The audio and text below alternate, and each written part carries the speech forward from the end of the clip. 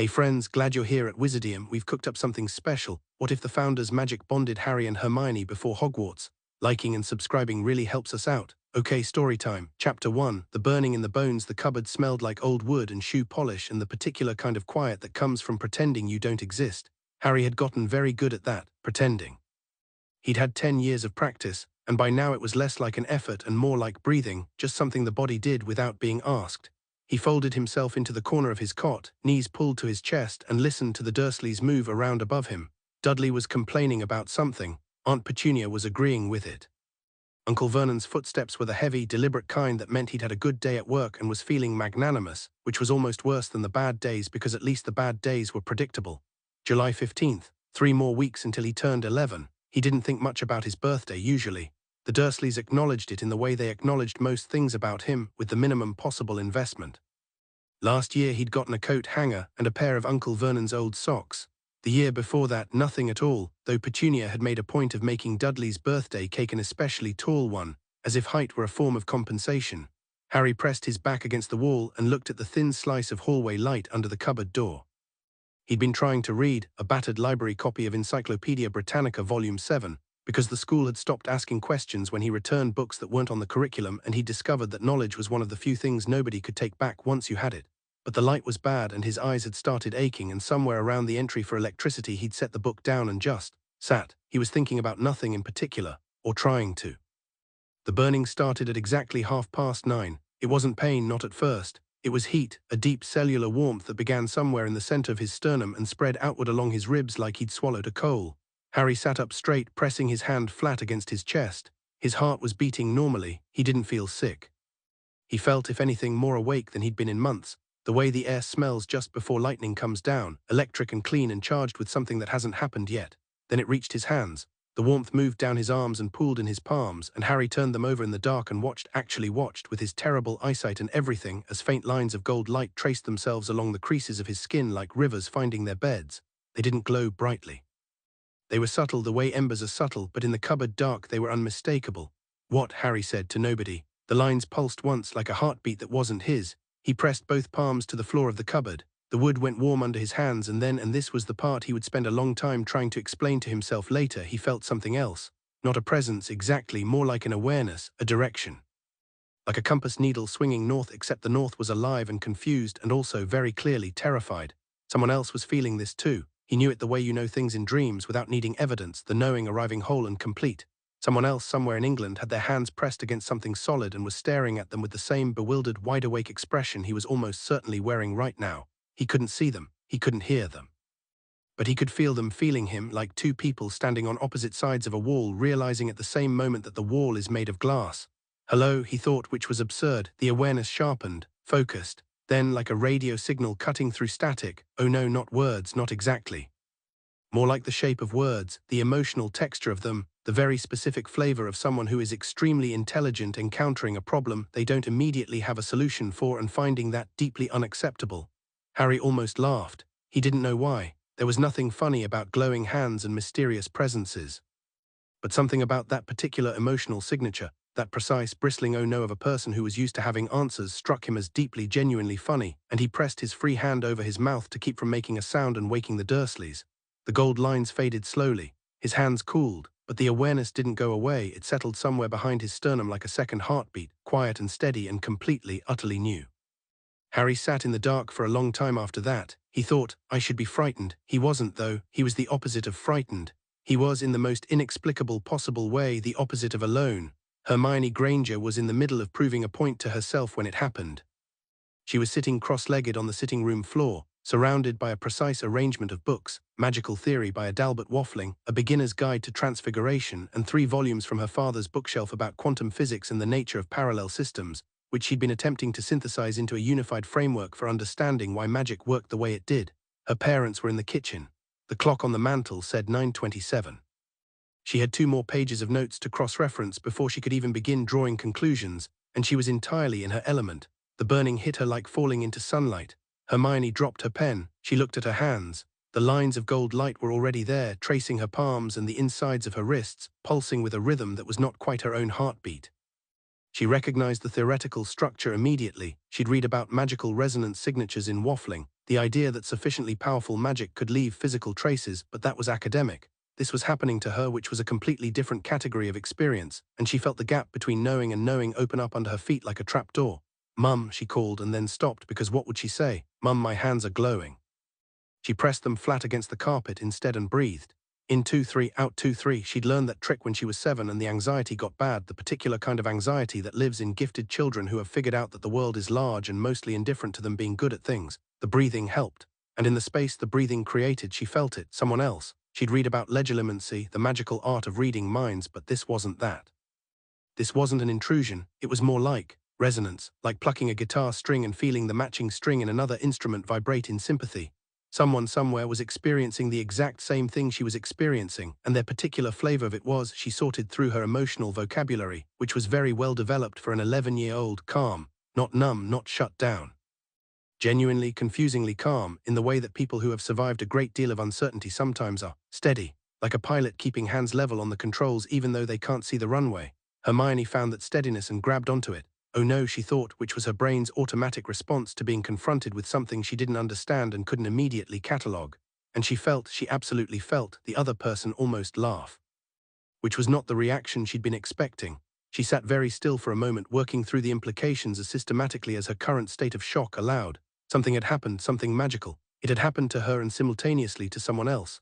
The someone else was male, probably young, she couldn't have explained how she knew that, and was currently sitting somewhere dark, and found her intellectual panic amusing rather than alarming.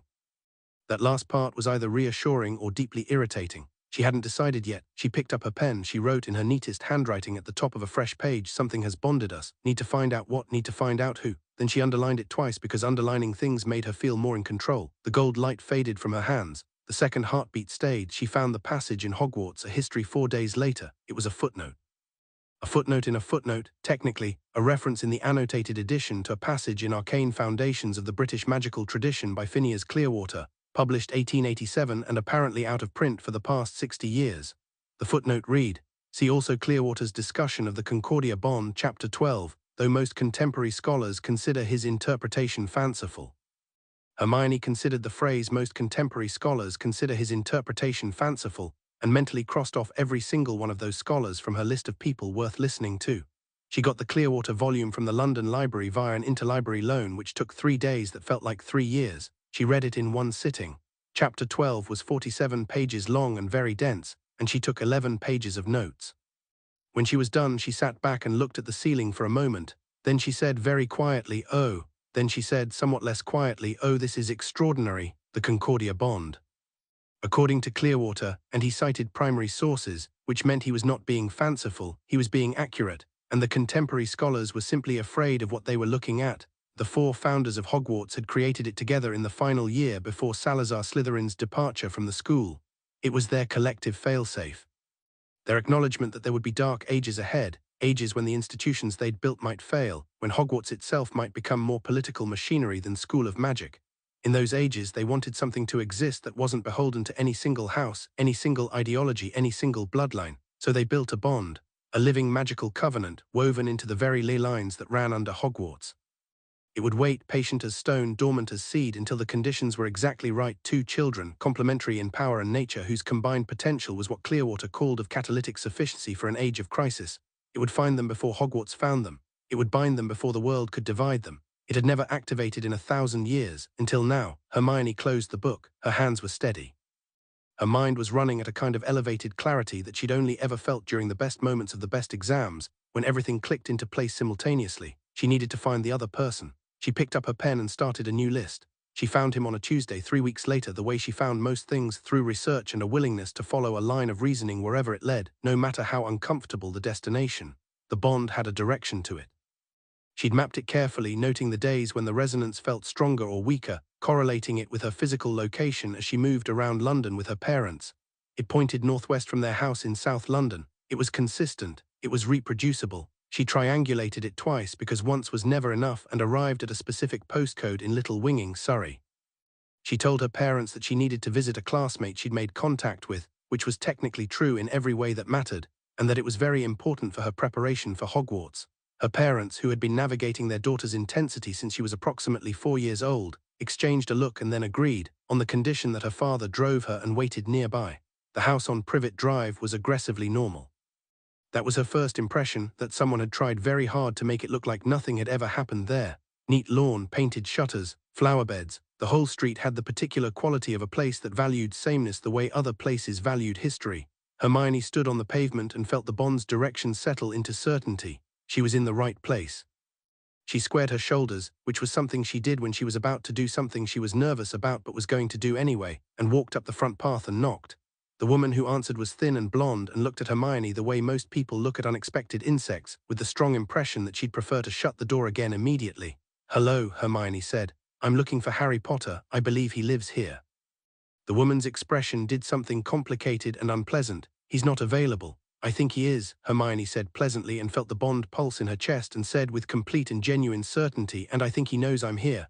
There was a sound from inside the house, not from the rooms, from under the stairs. A cupboard door opened and Harry Potter looked out. Hermione had a moment, just a moment of pure, absolute recognition that had nothing to do with his glasses or his scar or the way the light caught his untidy hair. It was the bond, ringing like a bell, saying there the way it had been saying there every day for 3 weeks. She felt him feel it too. He looked at her steadily. She looked at him. He had very green eyes, which she hadn't expected, and the kind of stillness that she associated with people who'd learned to read a room quickly and respond to what was actually in it rather than what should be. "You felt it too," he said, not a question. "July 15th, she confirmed. Something in his face shifted, not surprise exactly, but the specific relief of a theory proven. He opened the cupboard door wider and climbed out, and Hermione noticed the cupboard's contents, the cot, the thin blanket, the battered books stacked against the wall, and filed that information away with a controlled expression that she was proud of, because she had the very strong impulse to say something sharp to the thin woman in the doorway, and now was not the time.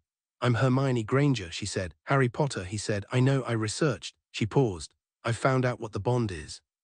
I have 40 pages of notes. Do you want to go somewhere and read them together?" Harry looked back at the thin woman, his aunt, presumably, who was watching all of this with an expression that had moved from discomfort into something closer to fear. Then he looked at Hermione. "Yeah," he said, "I really do." Her father was a kind man who was very good at reading situations. He took one look at the two children who emerged from Privet Drive, the girl he knew and the boy he didn't, both carrying themselves with the particular straightness of people who have decided something important, and said simply, "There's a cafe 2 streets over. I'll buy you both a hot chocolate." The cafe was small and warm and had mismatched chairs, and Hermione spread her notes across the table with the precise efficiency of someone who had reorganized them 3 times in preparation for exactly this moment. Harry pulled his chair around to her side of the table without asking, because that was clearly the more practical arrangement, and her father looked at his phone and very deliberately did not comment. "The Concordia bond," Hermione began, and then, because she'd rehearsed this and that was clearly the wrong approach, she started again. "How much do you know about the founders? Gryffindor, Hufflepuff, Ravenclaw, Slytherin," Harry said. "Built Hogwarts, fell out at some point, 4 houses. Right, well, they left something behind that wasn't in any of the standard texts." She pushed the most important page of notes toward him. "They built a magical failsafe. A bond designed to activate when their words, translated by Clearwater, the age requires more than institution can provide. It finds 2 people and ties them together, not mind reading, not compulsion, nothing like that, it's more like..." She searched for the right analogy. "A compass," Harry said. She looked at him. "It's like a compass," he repeated. "I could feel which direction you were." "Yes," she said, "exactly like that, except it also amplifies.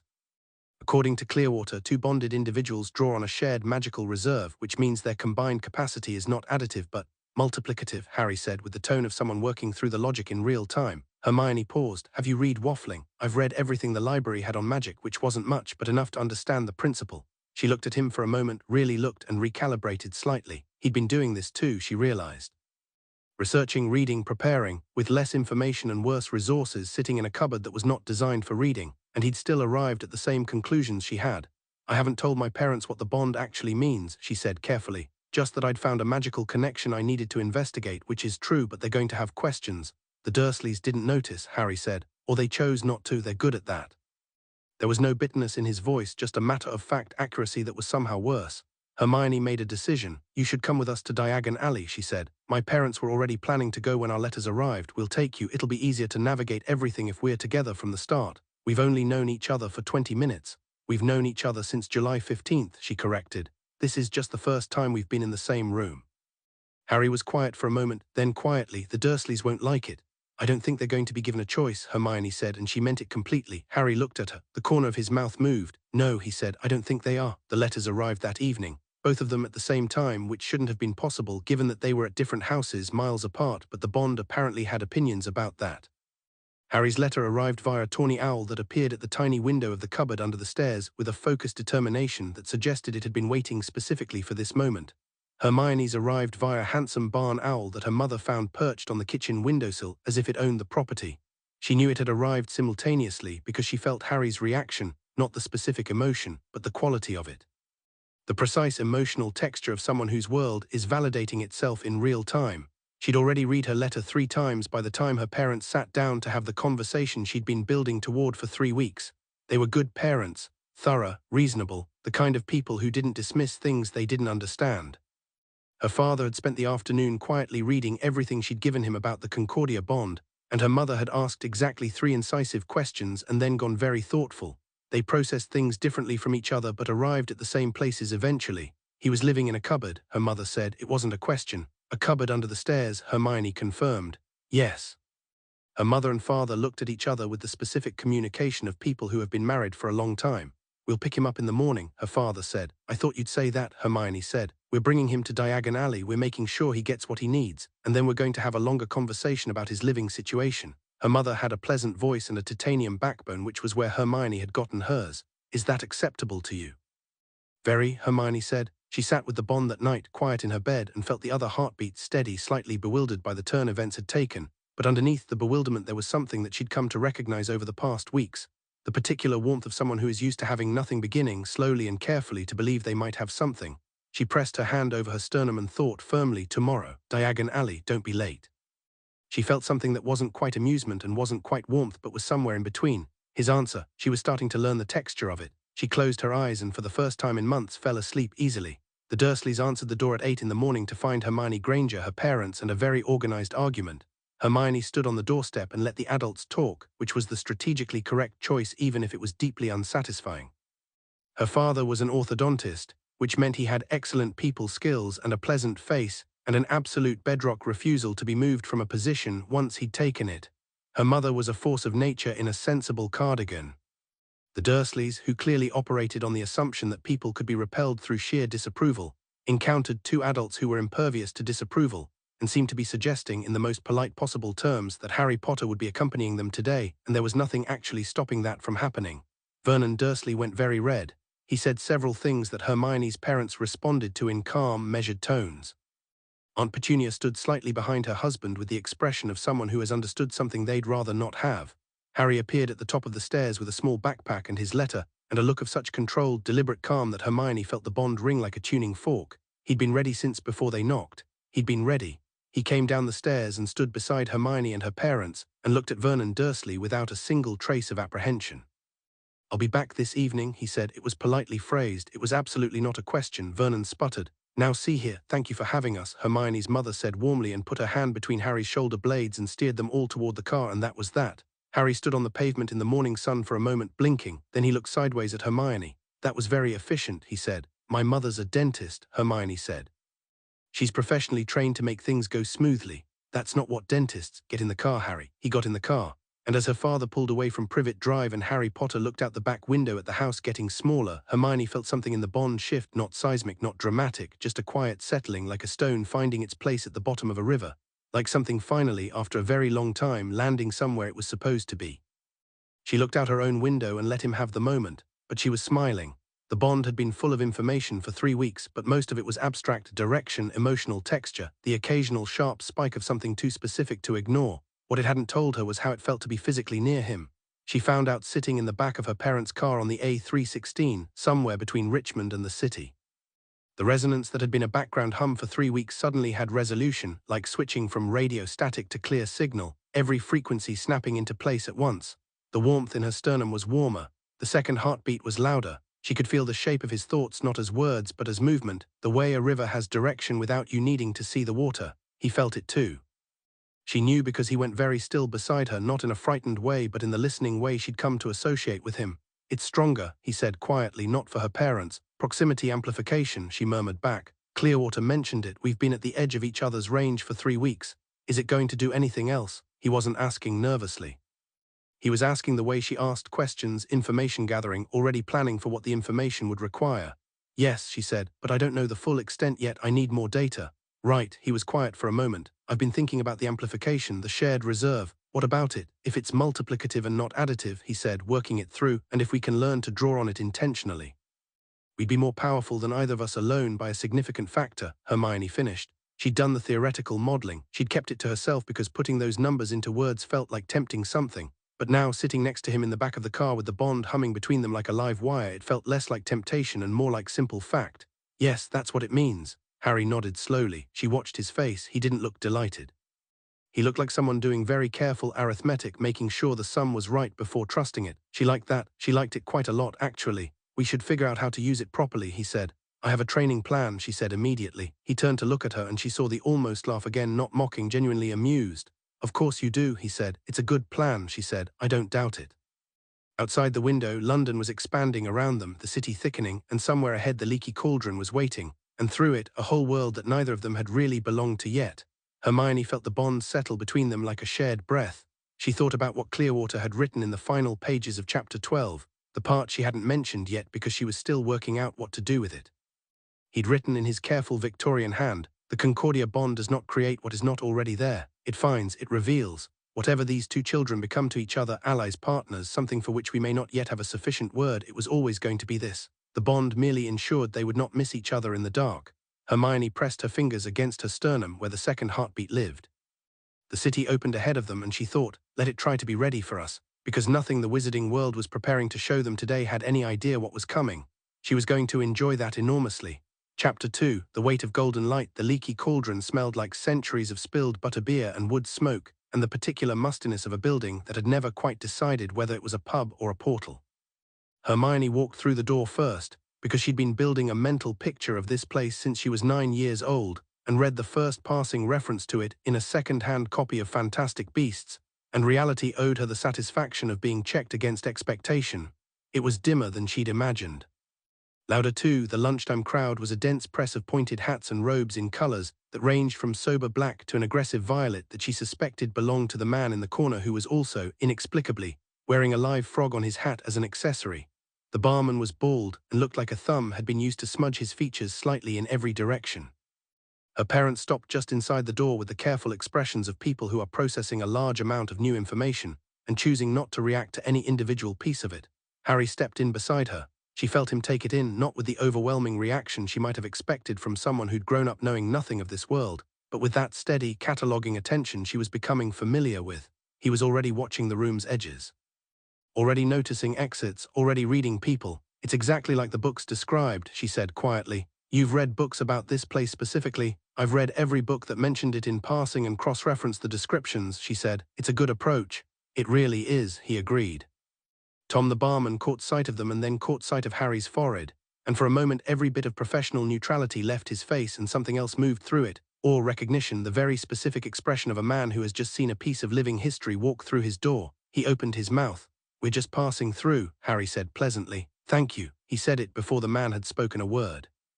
Just cut the moment off cleanly, without aggression, the way you close a door that you'd rather not walk through. Tom shut his mouth. Hermione watched several other patrons clock Harry's scar and start to lean forward and then reconsider, deflected by the simple fact that Harry was already looking somewhere else and clearly not inviting it. She had a thought, quick and warm, that this was going to be a very useful quality.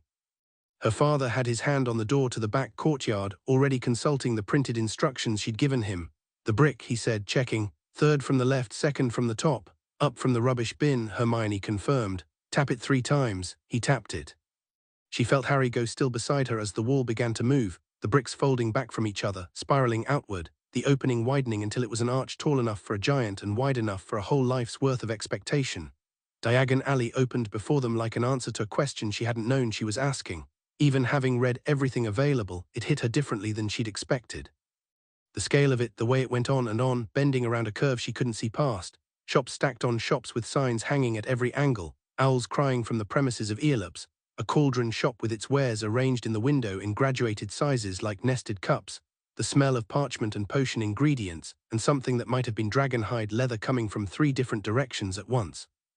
The noise of it and the color, and the absolute ordinary extraordinary quality of a witch haggling with a shopkeeper over the price of moonseed, while 2 small children pushed past her chasing a rolling jar of something luminescent and turquoise. Hermione's mother made a small sound. Her father said, "Well then." Harry said nothing. She glanced at him and found him watching the alley with an expression that took her a moment to decode, not wonder, though wonder was in it, more like recognition. Like a person who has always known in the abstract that they were different, that there was an explanation for the strange things that kept happening to them, and who is now standing inside that explanation and finding it larger and more real than abstract knowledge prepared them for. She felt the bond in his chest as clearly as she felt it in her own. It wasn't resonating with the alley, it was resonating with him finding something true. "Right," he said, quiet. "This is where I'm from." Not a proclamation, just a fact, arrived at privately and stated simply. She didn't say anything because there was nothing that needed to be said. Her mother, apparently reading the moment correctly for someone who'd known Harry Potter for approximately 45 minutes, put her hand briefly on his shoulder and said, "Let's find Gringotts first. Practical things before exciting ones," and walked forward into the alley. Harry looked at Hermione. "I think I see where you get it from," he said.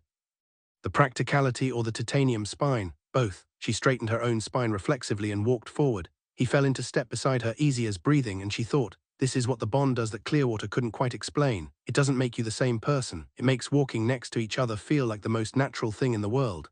Gringotts was as impressive as advertised and more terrifying than she'd expected. The goblins were not unfriendly, exactly, but they had the quality of people who are operating on a completely different set of social conventions than you are and are not particularly interested in bridging the gap. They looked at everyone who walked in through their doors with a calm, precise assessment, the way a pawnbroker looks at something being offered to them, tallying value, calculating interest, giving nothing back for free. Harry had a vault. Number 687, his parents' vault, and even the way the goblin said it was different, a fractional shift in attention that suggested this was not an ordinary key. The cart ride down was extraordinary and slightly nauseating. Harry sat across from her in the cart, one hand gripping the rail, looking for all the world like someone who regularly took plunging underground rides in ancient rail systems, which was infuriating and also, she privately admitted, quite impressive. The vault opened and Hermione was careful not to look. Gold was gold. The amount of it was his business. What she couldn't help noticing was that Harry didn't react the way she might have expected. No shock, no particular excitement, just that same careful assessment. He loaded what he needed into a leather pouch with methodical efficiency and then turned and looked at her with a slightly self-deprecating expression. "It's a lot of money," he said. "I don't entirely know what to do with a lot of money. I've made a shopping list," she said. "All the required texts plus supplementary materials I think we'll need. If you want, I can go through it with you. Did you include 2 copies of everything so we don't have to fight over the books?" She had, in fact, done exactly that. "Obviously." "Then yes," he said. "Please." They emerged from Gringotts into the afternoon sun and Hermione unfolded her list. Her parents stood to one side, nominally supervising but in practice engaged in their own quiet conversation that she had the strong impression was about Harry's living arrangements and was going to result in a phone call to someone official at some point. She chose to let that develop at its own pace. "Standard texts first," she said, "flourish and blots. Then we need to find the apothecary and the robe shop and wands," Harry said. "And wands, yes. I've been looking forward to Ollivanders. He's supposed to be strange." "Knowledgeable," she corrected. "Strange and knowledgeable aren't the same thing. Some of the best minds in history were considered strange by their contemporaries." "Is that a personal point?" She looked at him sideways. "Possibly, come on." Flourish and blots swallowed them whole and she barely escaped with her self-control intact. Every shelf was a new text she hadn't read yet, and while she had her list, annotated, cross-referenced, organized by subject and then by author, the problem with knowing how much you don't know is that the evidence of it, presented at this volume and this density, was nearly overwhelming. She allowed herself 3 minutes of unscheduled browsing before bringing herself back to the list.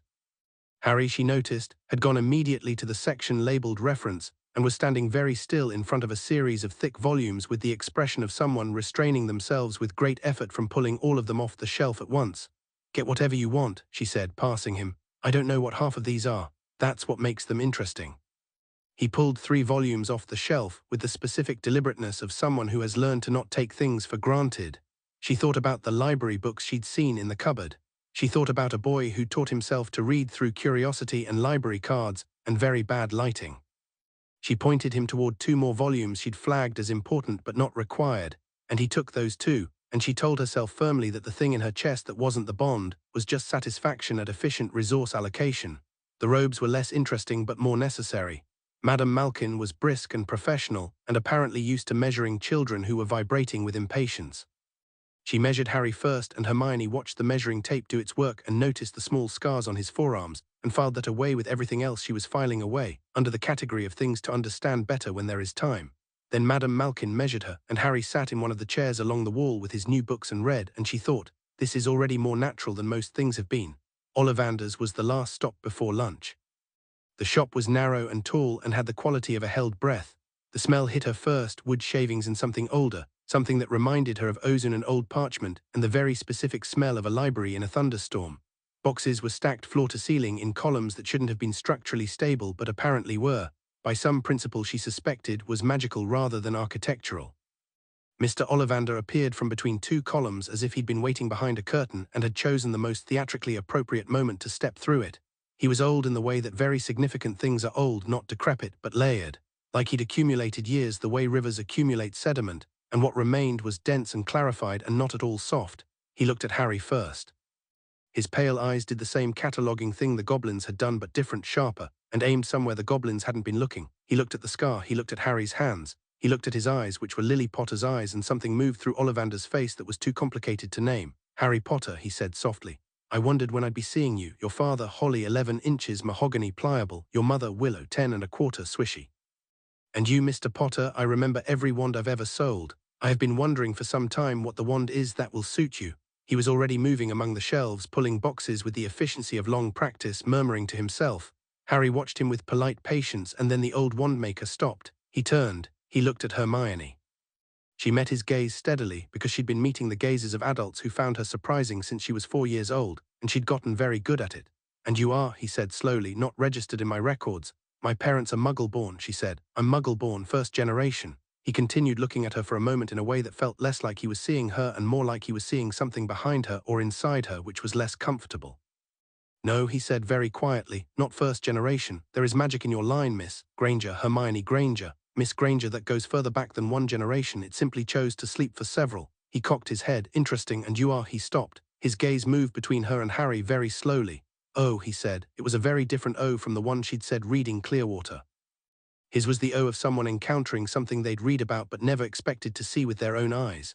"The bond," he said. "You know about it," Harry said, not surprised, just confirming. "I know about most things," Ollivander said simply. "I have been making wands for a very long time. I know what it looks like when two people have been found." He was quiet for a moment, and something in his expression was not quite readable, not frightened but grave. The way a doctor looks at an X-ray that confirms something significant. "You'll present differently, both of you. The wood and core that suits you now will not be what would have suited you before. The bond changes the signature." He pulled two boxes instead of one. Different shelves, different columns. He moved between them with complete certainty, not testing, just selecting. Harry's wand was holly and phoenix feather, 11 inches. She already knew this from Hogwarts. A history's mention of a twin-core wand, the footnote about Voldemort's wand that she'd noticed months ago, but the knowing and the watching were different. The moment the wand chose Harry, the air in the shop moved. Not dramatically, not a shower of sparks from the textbook, a deepening. The quality of the air changed the way it changes when a storm decides to become serious, and the golden warmth of the bond flared in her chest so suddenly she pressed her hand against it. Ollivander was watching both of them. "Curious," he said softly, "very curious." But he didn't elaborate. Then he handed Hermione hers. Vine wood, 10 3/4 inches, dragon heartstring. The moment she closed her hand around it, two things happened simultaneously and distinctly.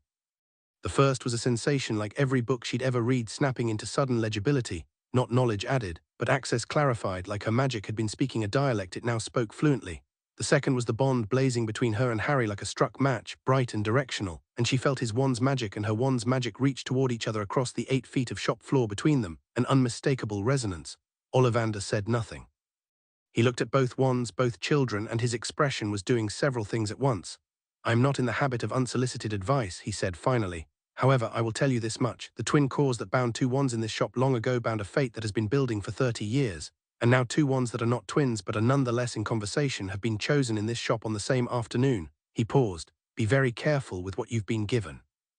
Not because it's dangerous, because it's rare." "We will be," Harry said. "We already are," Hermione added. Ollivander looked at them both for a long moment. Then unexpectedly the grave expression broke just slightly at the corners into something that wasn't quite a smile but was adjacent to one.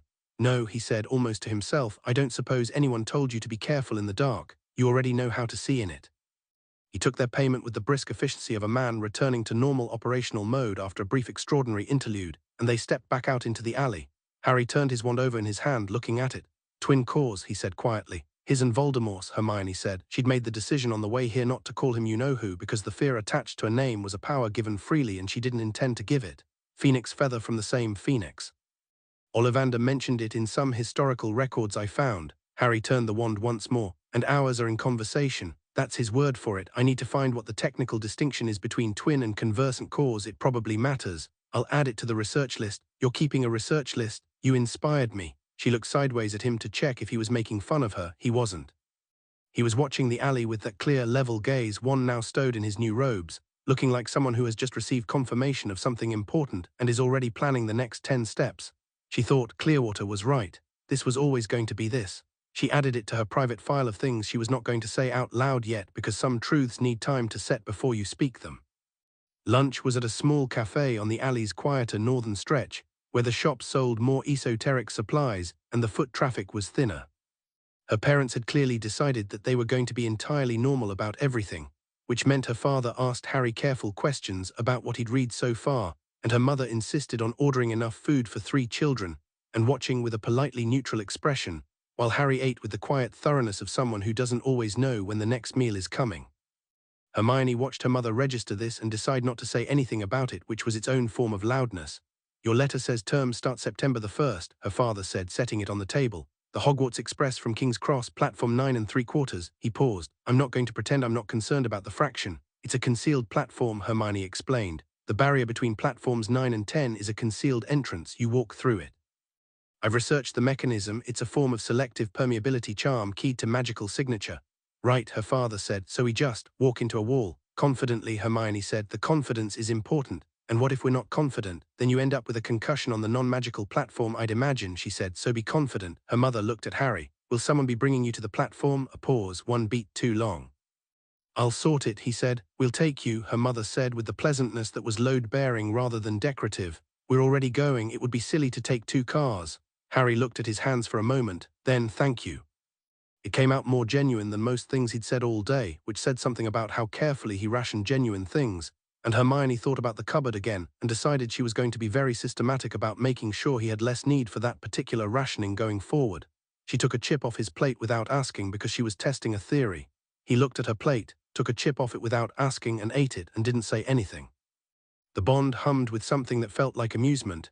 Good, she thought. That's how it should work. The afternoon light was going golden by the time they gathered everything on the list, plus several things not on the list that had announced their own necessity through the simple expedient of being in front of them and essential. Hermione had acquired 17 books, 2 supplementary reference volumes, her standard potions kit, a brass telescope of excellent quality, and a barn owl she had not planned on buying. You said we didn't need owls, Harry pointed out, looking at the barn owl who was looking back at him with deeply suspicious amber eyes. I said we probably didn't need owls. The probably was important. She adjusted the cage. Her name is Athene, I've already decided. Harry had a tawny owl he'd looked at for approximately 30 seconds before the owl stepped onto his arm with a settled, proprietary air and the matter had been resolved. He was calling her Iris because he'd been reading about Greek mythology in the library and liked the idea of a goddess of the rainbow for a bird that was the first magical thing to find him. Hermione approved. They were standing at the entrance to the leaky cauldron, the alley at their backs and the Muggle street ahead, bags and cages and boxes arranged around them. Hermione's parents were loading the car. The summer light was rich and low and hit the alley's cobblestones at an angle that made them glow. Harry was looking back at it. We'll come back before term, Hermione said. There are supplementary texts I want and I'll need to check if the potion's ingredients are fresh enough. Right. He wasn't really responding to that. He was still looking at the alley. She waited. I used to wonder, he said finally, what it would be like knowing where I actually came from. I used to think it would feel like, he stopped. I don't know, like a door opening, something big. And he turned and looked at her with those green eyes that she was going to have to stop finding noteworthy because they were just eyes, they were simply an eye color, there was no reason to keep cataloging them. It did feel like a door opening, he said, but not in the way I thought. It didn't feel like the world getting bigger. It felt like, he made a small gesture she couldn't interpret, like it was the right size all along and I'd just been standing in the wrong room. She thought about that. She thought about her own experience of this afternoon, the alley, the shops, the magic everywhere and obvious and real, and whether it had felt like a door opening to her. For me it felt like proof, she said. I've always known this was real. I've read everything I could find about it since I was 9, but knowing and being here are different. This was proof. Does proof feel different from knowing? Yes, she said immediately. Proof is something you can stand on. Knowing is something you hold in your hands. You can drop knowing. You can't drop proof. Harry considered this. Then that's a good distinction. I make good distinctions. It's something I do. Along with the lists, and the underlining. Very important, the underlining. She picked up her bag. Her father was waving from beside the car, patient and comfortable in the way that good fathers are. The evening was warm. In 6 weeks they'd be boarding a train to a school neither of them had seen yet, carrying everything they'd bought today, ready to enter a world that had no idea what the bond meant for its future. Harry fell into step beside her and she felt the bond settle between them like it always did when they were near each other, not dramatic, not electric, just deeply, absolutely right, like a resonance that had been searching for its pair and was no longer searching. Hermione, he said, I've been thinking about what Ollivander said, be careful with what you've been given. He paused. He seemed grave, she supplied. Yes, I noticed. Is it bad, the bond, what we are? She thought about it honestly, the way she thought about everything, without flinching from uncomfortable conclusions. No, she said, but I think it's significant in ways that are going to make other people uncomfortable. The founders built it as a failsafe for when institutions fail. That means someone or something is going to try and use us or control us or decide we're threatening. That's what happens to things that aren't supposed to exist within existing systems. And when that happens, she looked at him, then we'll already be ready for it, because we're not going to spend the next 6 weeks doing nothing. I have a training plan. You mentioned the training plan. It's extensive, I figured. Harry, yes, you asked if the bond is bad. She thought about Clearwater's final paragraph, the one she'd thought about in the car, the one she thought about most nights. The bond finds what's already there. It doesn't create anything new. It just means we won't miss each other in the dark. She paused. I think that's the opposite of bad. He was quiet for a moment. The car was 10 feet away. Her mother was holding the door open. Yeah, Harry said, I think so too. They got in the car. Iris and Athene regarded each other through the gaps in their respective cages with the careful assessment of strangers deciding whether to be enemies or allies. Then Athene ruffled her feathers and looked away. Iris made a small, satisfied sound. Hermione filed that under good sign and looked out the window as London gathered itself around them and the sky went the particular blue of summer evenings that feel like they should last forever. On her wrist, barely visible, the faintest trace of gold. She pressed her fingers over it and felt Harry feel the same warmth. 6 months before anyone at Hogwarts would know either of their names, 6 weeks before the train, the sorting, the beginning of everything the founders had built this bond to face. The bond didn't care about any of that. The bond was already certain. She decided she would learn to be certain too. Chapter 3. The Hat knows everything. The 6 weeks between Diagon Alley and September 1st were the most productive of Hermione's life, which was saying something considerable given that she'd spent most of her childhood being productive at a rate that concerned her teachers. The training plan ran to 14 pages. She'd organized it by subject, foundational theory, practical application, bond amplification exercises, core magical disciplines, and then cross-indexed it by week, with contingency columns for days when Harry couldn't get away from the Dursleys, which turned out to be fewer than she'd budgeted for. The Dursleys had apparently decided that the path of least resistance where Harry was concerned was to simply stop engaging with him entirely, which was its own particular cruelty, but practically speaking meant he could take the bus to the local park and spend hours there without anyone noticing or caring. She persuaded her parents to drive her to Little Winging 4 times in 6 weeks. She brought books every time. He was always waiting when she arrived, sitting on the same bench near the back corner of the park, where the afternoon light came through the trees at the right angle for reading, already working through whatever she'd given him the week before. The magic came naturally to both of them, but differently. Harry's was instinctive and immediate. He pointed his wand and the magic responded before he'd consciously finished forming the intention, as if it had been waiting at the surface for years and was delighted to finally have a channel. She'd watched him conjure light on his second attempt and do a basic levitation charm on his first, easy and clean, with none of the effortful deliberateness that the textbooks suggested was normal for beginners. Her own process was different. She needed to understand the mechanism before she could execute the action, and once she understood it, she executed it precisely and could replicate it exactly every time. Where Harry was intuitive, she was architectural. Where he improvised, she constructed. The textbooks called this a Ravenclaw-Gryffindor theoretical axis, and Hermione thought the textbooks were approximately right and also dramatically understating how well the two approaches complemented each other in practice. Because when they worked together, it was different again from either of them alone.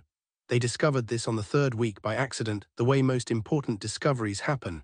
She'd been trying to produce a shield charm, a 5th-year spell, well above their current level, which was why she'd been attempting it, and managing a flickering, inconsistent result. Harry had been sitting beside her watching, and at some point he'd set his book down and said, wait, and put his hand next to hers in the air between them, not touching, just parallel, and she'd felt the bond open like a valve between them, and the next time she cast the charm it held. Solid and clear and properly formed at a strength that her 4th attempt hadn't come within 100 miles of. They'd both looked at each other in the afternoon light. Multiplicative, she'd said. Yeah, he'd said. They'd spent the rest of that afternoon systematically testing it.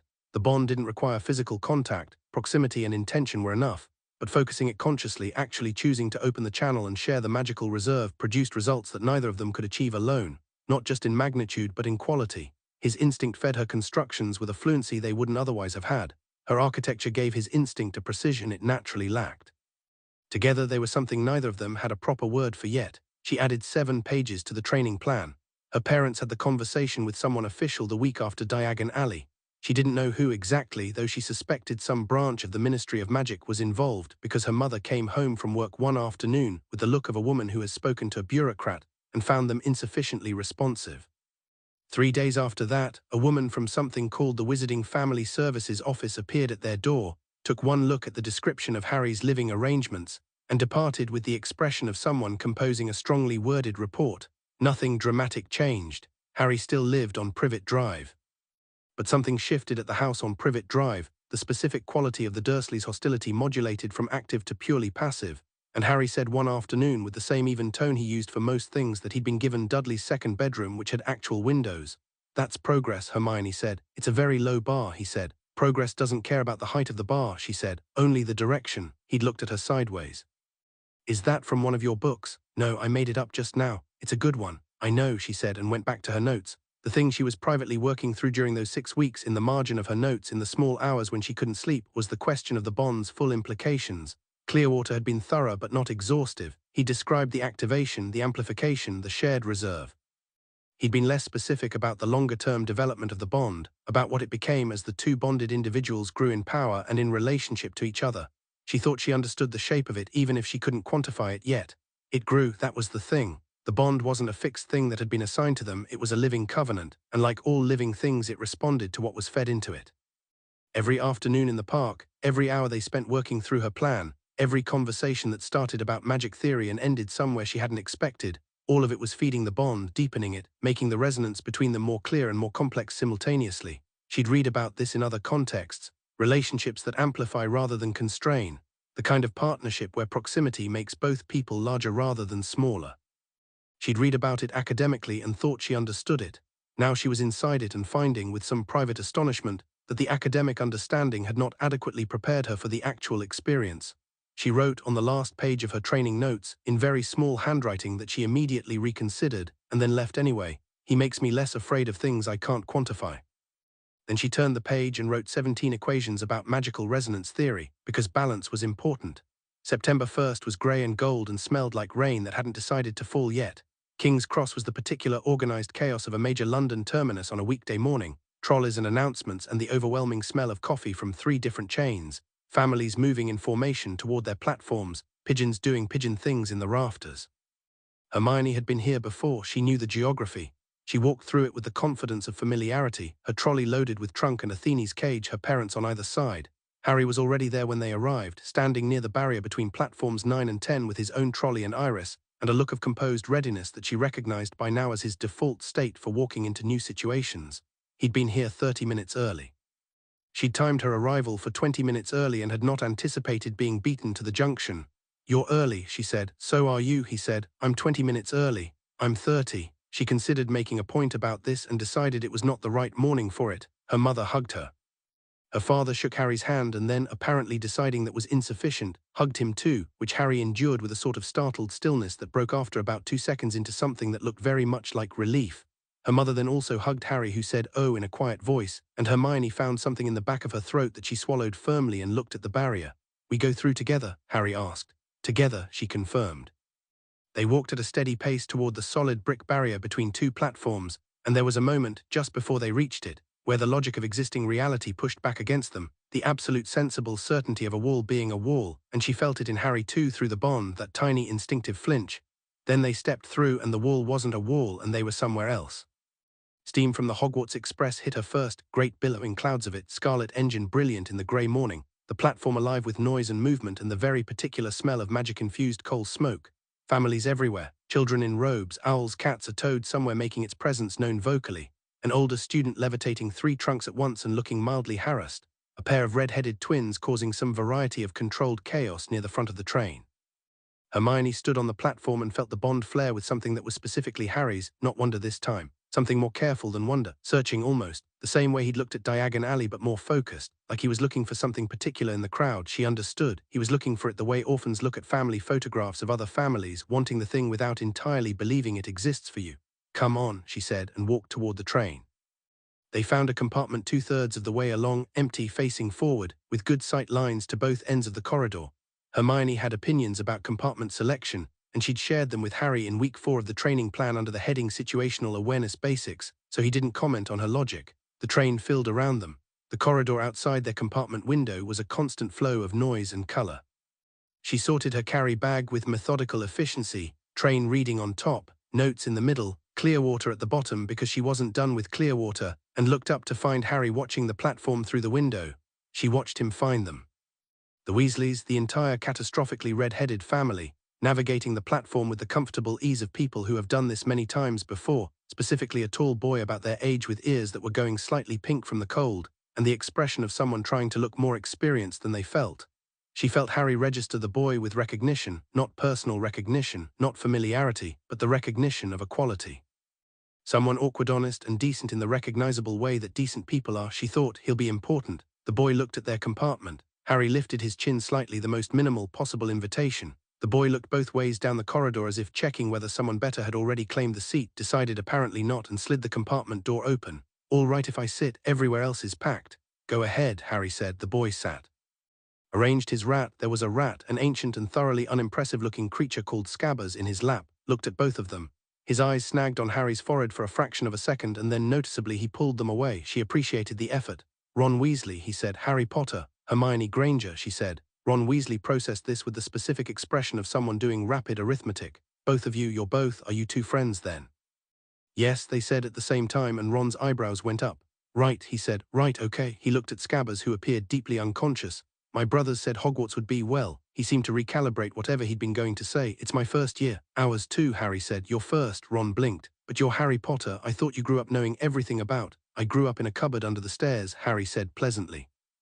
I only found out about any of this a couple of months ago. Ron stared at him. The cupboard was small, Harry offered as clarification. They put you in a cupboard? Until recently, yes. Ron looked outraged in the most unguarded, genuine way. No calculation in it, no performance, just the immediate moral clarity of someone who knew without needing to be told that this was wrong. That's awful. Yes, Harry agreed. It was. Hermione, who had watched this exchange with sharp attention, decided she liked Ron Weasley. He was impulsive and not particularly subtle, and she could tell in about 30 seconds that his emotional responses operated significantly faster than his reasoning, which was a personality type she generally found challenging. But the decency was real and immediate, and that mattered more than the impulsiveness. She pulled out her book. They had 4 hours. The corridor brought various visitors. A girl with dirty blonde hair drifted past their compartment with an upside-down copy of something called the Quibbler, and looked at each of them with dreamy, direct attention that felt oddly like being assessed by something much older than it appeared, then drifted on. A round-faced boy named Neville knocked on their door looking for a toad, Trevor, who had apparently staged an escape somewhere around Coventry, and Harry helped him look and found it 2 compartments down, sleeping behind someone's trunk, and Neville said, "Oh, thank you," with the relief of someone for whom this was not the first Trevor-related crisis, and probably would not be the last. And then, as the train drew into the last stretch before Hogsmeade, the door to their compartment slid open and Draco Malfoy walked in. Hermione had read about the Malfoys. It had taken approximately 45 minutes of research after she'd started compiling background on prominent wizarding families, and what she'd found was a family that had spent 5 centuries being on the structurally dominant side of every historical conflict Britain's wizarding world had produced. Not always dramatically, not always in the first rank, but consistently, like furniture that rearranges itself to be in the best position regardless of what the room is used for. He walked in with 2 large boys who were clearly there in a load-bearing capacity, and he had the particular quality of someone who has been told since birth that rooms are arranged for his benefit. He looked at Harry first. Harry Potter, he said with the specific warmth of someone extending an invitation they consider generous. Yes, Harry said. Draco Malfoy. He extended his hand, and Hermione watched him perform a smooth social ritual that had probably worked on every person he'd applied it to since age 6. I can help you navigate Hogwarts. It can be difficult for people who are, a fractional pause, new to our world. Harry looked at the extended hand without hostility and without particular hurry. I think I've got a fairly good handle on it, thanks. Malfoy's hand stayed extended for a beat longer than it should have. The people you choose to associate with will matter, he said, flicking his gaze to Ron with the precision of someone accustomed to using social architecture as a weapon. Some families are worth knowing, some aren't. I've already chosen, Harry said, just that, simple and complete, no anger in it. Malfoy's eyes moved to Hermione. He did the assessment openly, the way people do when they don't expect the subject of the assessment to respond. Muggle-born, he said. There was a specific quality to the way he said it, not crude because he was too well trained for crude, but freighted, like a polite word for a dismissible thing. Hermione set her book down. Yes, she said. And I've read more about wizarding history, magical theory, and the actual documented achievements of so-called pureblood families than you probably have. So if you're building an argument on the premise that bloodline correlates with ability or knowledge, you should know it doesn't hold up empirically. I've checked. She picked her book back up. But do continue. A silence. Malfoy looked at her with an expression that was working through several phases. Something that was almost respect got a brief appearance before being filed away somewhere less accessible. Interesting, he said, which was not what she'd expected. Goodbye, Harry said pleasantly. Malfoy left. The two large boys left behind him. The door slid shut. Ron let out a breath. Blimey, he's not stupid, Hermione said. That's going to matter. He's awful, Ron said. Those aren't mutually exclusive. She found her page again. Smart people with bad values are more dangerous than stupid people with bad values. The stupid ones make predictable mistakes. The smart ones adapt. Ron looked at her, then at Harry. Is she always like this? I've known her 6 weeks, Harry said. Yes, right, Ron said. He sounded like he was resettling his worldview slightly. Right, okay, I can work with that. Hogwarts arrived the way it arrived for every first year, sudden and enormous and lit against the dark sky, its towers reflecting in the lake's black mirror, the castle existing at a scale that the word castle was entirely inadequate to describe. Hermione stood in the bow of one of the small boats and felt the bond do something she couldn't categorize, not a flare or a pulse, but a deepening, like the ground shifting 4 inches downward and finding more ground beneath. The magic of Hogwarts recognized the bond. She was certain of it, as certain as she was of anything. The castle's ambient magic, which she could feel the way you feel weather before it arrives, a change in atmospheric pressure, a weight in the air, reached toward them as the boats drew up to the dock, not with intention, not the way a person reaches, with the same instinct that a lodestone has for iron, finding something it was built to find. Harry felt it too. She could tell by the way he went very still in the boat beside her, not alarmed but attentive. The school, she said quietly. I know, he said. Hagrid, enormous, kind, with the quality of something that had been grown rather than built, led them through a side door and down a corridor and up a staircase and into an anteroom where they waited, and the older students could be heard feasting in the hall beyond. First years shuffled and whispered, and a ghost walked through the wall and someone screamed, and Hermione stood with her hands clasped in front of her and thought about the sorting. She'd read about it. The sorting hat, 1,000 years old, inhabited by the collective wisdom of the 4 founders, capable of seeing into the mind and weighing qualities with a precision no human assessor could match. She'd thought about what it would find in her. She thought she knew the answer. She'd been building toward Ravenclaw her entire reading life. The bond had complicated that somewhat. McGonagall arrived sharp, precise, the specific quality of a teacher who commands rooms not by volume but by certainty, and explained what was coming with brisk efficiency. Hermione noted every word. Someone asked about the sorting and McGonagall answered it without embellishment, and the anxious undercurrent in the room didn't quite settle, but at least had a shape now. Then the ghosts arrived, and she lost the thread of cataloguing because the ghosts were extraordinary. Nearly headless Nick floating past, his neck at an angle that should have been disturbing but was mostly fascinating. The fat friar, benevolent and cheerful. The bloody baron, who had a quality of old violence that she filed away and intended to research. Peeves didn't appear, but she heard him somewhere distant, and made a note to find out everything about poltergeist dynamics within a magical institution at the earliest opportunity. They filed into the great hall. She'd read about it. The enchanted ceiling, the 4 long house tables, the candles. She'd known exactly what to expect. It was still breathtaking, the way a piece of music you've read the score for is still breathtaking when a full orchestra plays it. The sorting hat sat on a stool at the front of the hall, looking like exactly what it was, a very old, very battered piece of clothing that had been given more wisdom than most living creatures, and then opened the tier near its brim and sang, and she listened to every word with complete attention. Then the sorting began. She was watching Harry when his name was called, watched him walk to the stool with the same steady gait he used for everything, watched him put the hat on and sit very still. Watched the hall watch him. The quality of attention in that room was physically palpable, hundreds of people all leaning slightly forward, not breathing properly. The hat sat on his head. A minute passed, 2. The murmuring started around her, not hostile, just the sound of surprise. Nobody else had taken more than a moment. The hat spoke to the people it sorted, she knew, but nobody else could hear it. She pressed her fingers to her sternum and felt the bond and felt. She couldn't interpret it precisely, but it was active. Something was happening under that hat that was taking time. Then the hat said loudly and finally, Gryffindor. The Gryffindor table erupted. Harry took the hat off with an expression of quiet satisfaction, not surprise, and walked to the Gryffindor table and sat, and looked over his shoulder at her from across the hall with a very slight lift of his eyebrows that said, your turn. When her name was called, she walked to the stool and put the hat on, and the hat's voice arrived immediately. It said inside her head, and it had the quality of very old knowledge encountering something it had been waiting for. There you both are, you know about the bond, she thought at it. I know everything that the founders knew, it said, and they built the bond together. I have been waiting 1,000 years to meet the pair of you. A pause. She felt it sorting through her, not invasively, but thoroughly, the way a very good librarian moves through a well-organized catalogue, finding things quickly. Extraordinary, the architecture of how you think. Ravenclaw would say you belong to her. And you don't, the hat said. You belong to Gryffindor and you have for a long time. You simply haven't had adequate evidence to know it yet. Courage is not the absence of fear. You've been frightened your entire life of not being enough. And you have never once let that stop you. Another pause, briefer. Also, the bond requires it. You already know that. She did know that. She'd done the reading. Put me where I need to go, she thought. Gryffindor. The Gryffindor table erupted again, differently, not the stunned relief of Harry's sorting but genuine, rolling enthusiasm. And she walked to the table and sat across from Harry, and Ron Weasley was apparently also Gryffindor because he was already there wearing an enormous grin. That took ages, Ron said. Well, ages for this lot. Most people go straight away. The hat had things to say, she said. What did it say? She considered.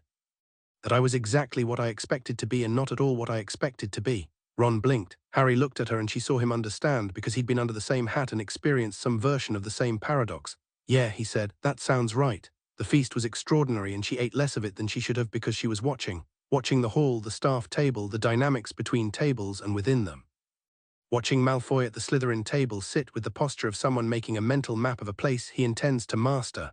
Watching Neville eat with the careful relief of someone who survived an ordeal. Watching Ron navigate the social geometry of his new table with impulsive warmth and no real strategy. Watching Dumbledore, she'd read about him too. Albus Dumbledore, headmaster of Hogwarts, Order of Merlin First Class, Supreme Mugwump of the International Confederation of Wizards, defeater of Grindelwald, widely considered the greatest living wizard of the age. Every description she'd encountered described a man of extraordinary wisdom and extraordinary power with a quality of benevolent certainty, someone who had a long view and trusted it. He sat at the center of the staff table in deep purple robes and a hat that made no concessions to practicality, and he was watching the hall with the same expression she used when she was building a model of something complex and had just encountered a variable she hadn't accounted for. He was watching Harry, and he was watching her, not in a threatening way, not even particularly in a calculating way, but with the careful attention of someone who has just had their model significantly revised, and who is intelligent enough to know what it means when a variable you didn't account for turns out to be foundational. She held his gaze when he reached her, which she decided on the boat was what she would do, not confrontationally, just clearly. He looked at her for a moment, then faintly he inclined his head, an acknowledgement. The specific acknowledgement of someone who recognizes a quality, not just an existence. She inclined her head back. Harry beside her said quietly without turning, "He's been watching us since we came in." "I know." The hat said something about him, not directly, but the implication was that he has plans. "Plans about you specifically," she said. "Plans about both of us, I think." She looked at the headmaster's ancient, intelligent face and thought about the bond, and about what Clearwater had written, a failsafe for when institutions fail, and thought about the fact that Hogwarts was itself an institution, and about the man who ran it, who was very wise and very powerful and had apparently been arranging things for a very long time. She thought, he's not an enemy, but he doesn't get to arrange us. She'd made decisions about her own trajectory. Harry had made decisions about his. They'd made 6 weeks of decisions together in a park in Surrey with books spread across a bench and the bond humming between them, and none of those decisions had included being anyone's instrument or sacrifice or pre-planned solution. "He'll want to talk to us," she said. "Probably soon," Harry agreed. "Good," she said. "I have questions." There was a pause and then Harry quietly said something she suspected he'd never said before and meant completely. "So do I." Dumbledore at the head of the staff table was giving his beginning-of-term speech, the words washing over the hall, third-floor corridor, Forbidden Forest, term beginning properly tomorrow, and she listened to every word and filed every piece of information. And at the end he said something she'd read in Hogwarts, a history that she'd thought was a pleasantry when she read it. Nitwit, blubber, oddment, tweak. She looked at Dumbledore and decided that nothing this man said was a pleasantry, and she thought, we are going to be fascinating to each other, I think, and we are going to disagree about a great many things, and I am going to be extremely prepared for all of it. She picked up her fork and ate her pudding with great satisfaction. The bond rang warm and steady in her chest, and from 6 feet away Harry Potter radiated that particular quality she'd come to know, not contentment exactly, something more active than that, readiness. She matched it. Chapter 4. What amplified means the first week at Hogwarts established several things clearly. Professor McGonagall was the best teacher in the building. Professor Flitwick was the second best. Professor Snape was the most dangerous, in the specific way that a razor is dangerous, not malevolent exactly, but constructed entirely for cutting, with no softness built in and no interest in developing any. Hermione reached this conclusion by Thursday. She reached it because Snape walked into his first potions lesson and looked at the class the way a chess player looks at a board they've already won on, and then his eyes found Harry and something crossed his face that was too fast to catalogue but left a residue, not hatred. She decided not quite, but the specific quality of a wound that has healed wrong and taken up permanent residence in the person it lives in. Then his eyes moved to her, and she saw him read her in about 3 seconds. The raised hand, the annotated textbook open before the lesson began, the organized workspace. He called on her exactly once all lesson when the answer she gave wasn't just correct but structurally superior to the expected answer, and his expression in that moment was precisely the thing she'd feared and prepared for, the expression of a brilliant person encountering someone who might eventually be as good as them and deciding to find it threatening rather than interesting. She filed that too. Harry had gotten it worse. Snape had called on him twice. Potter, what would I get if I added powdered root of asphodel to an infusion of wormwood, with the specific quality of a man setting a trap? And Harry had answered both questions correctly, clearly, and without any particular heat, and Snape had moved on with an expression of compressed dissatisfaction that told Hermione everything she needed to know about what Snape had wanted to happen and hadn't. Walking out of the dungeons afterward, Ron said absolute nightmare, and Harry said he's testing something, and Hermione said he knew your father, and they both looked at her. Lily and James Potter were in his year, she said. There are references in various historical accounts. It wasn't a simple relationship. How do you know historical accounts about a specific person's year at school? Ron asked. Research, she said. She researches everything, Harry told him. I research relevant things, she corrected. Everything turns out to be relevant, that's different. Ron looked between them and then appeared to accept this as a feature of his new reality rather than a bug, which she appreciated about him more every day. Charms was exactly as good as she'd hoped.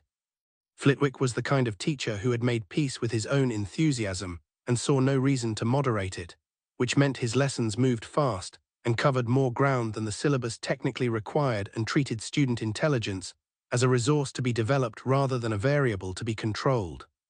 She absorbed the theory of the Wingardium Leviosa charm in the first 20 minutes and spent the rest of the lesson working out why the wrist motion affected the spell's stability and what modification would make it more precise.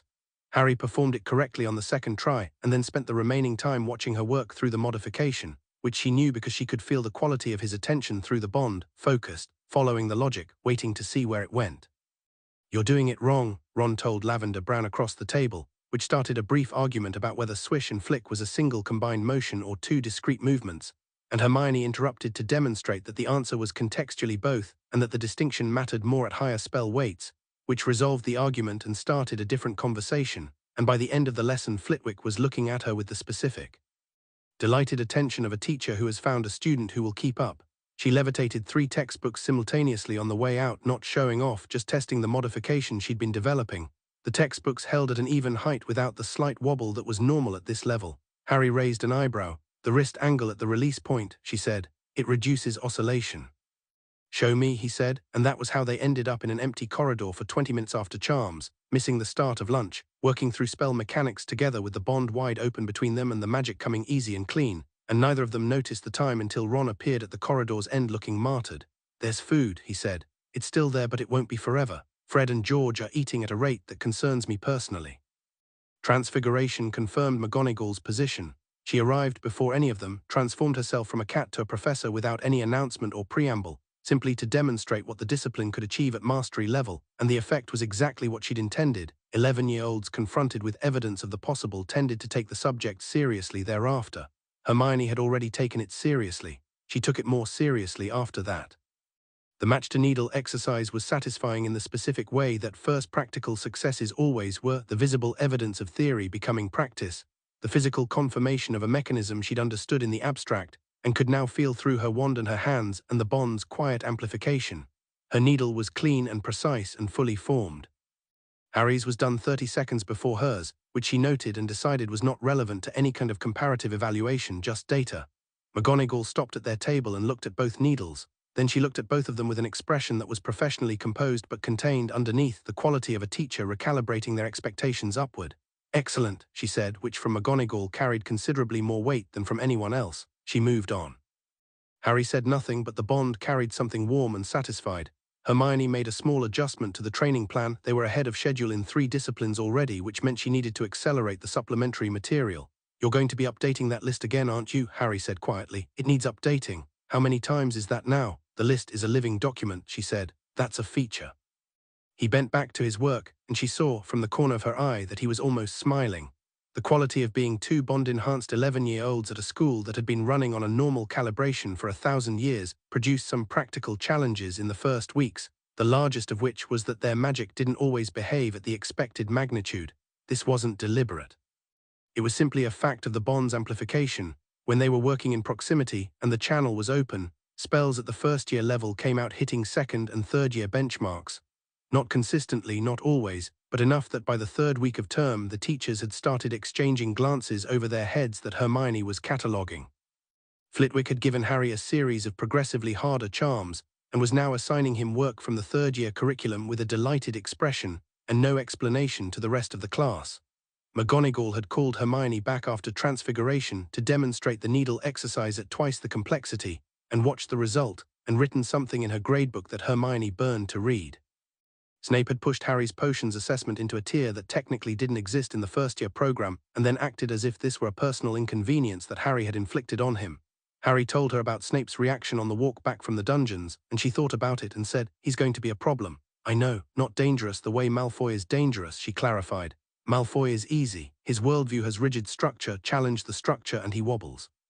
Snape is different. He doesn't wobble, he redirects." "He hates me," Harry said, and said it without heat, just accurate taxonomy. "He hates something that you represent to him. That's different from hating you personally because he doesn't know you personally, which means it can't be changed by you acting differently, only by him deciding to see differently, which means it's not going to change," Harry said. "Not soon," she agreed. "So we navigate around it, or through it." "Only if navigating around becomes impossible." She looked at him sideways, "Which it might." He nodded. That was one of the things she'd learned about him in 6 weeks in the park and 3 weeks at Hogwarts. He didn't need to be protected from honest assessments. He preferred them. He processed difficulty better when he could see its actual shape. Quidditch happened the way most things happened to Harry, announced without context and requiring immediate adjustment. McGonagall pulled him from a charms lesson in the second week, which produced a classroom full of speculation and one very pronounced frown from Hermione, who had not been told about any scheduled meeting that would require removing students from class. She read for the remaining 15 minutes with a focused irritability that Flitwick tactfully ignored. Harry came back afterward and said with the controlled expression of someone trying not to be pleased and partially failing, "I'm on the Quidditch team." "You've never flown a broomstick," she said. "I flew one in the first flying lesson, for approximately 4 minutes. Apparently that was enough." He paused. "I caught Neville's Remembrall in a dive that would, he's the team captain, apparently said was either brilliant or suicidal, and McGonagall said I'm a natural seeker, and I've been assigned to the Gryffindor team." Hermione looked at him. She sorted through her reaction, which was more complicated than she'd expected. There was the practical concern, Quidditch took time she'd budgeted for other things. There was the irritation at the logic of pulling students from academic lessons for sports-related decisions. And underneath both of those was something she was honest enough to identify as simple gladness, the specific variety that comes from watching someone get something they didn't know they were allowed to want. "You're pleased," she said. "I'm pleased," he confirmed. "Is that all right?" "Of course it's all right." She paused. "I'll need to modify the training schedule to account for practice sessions."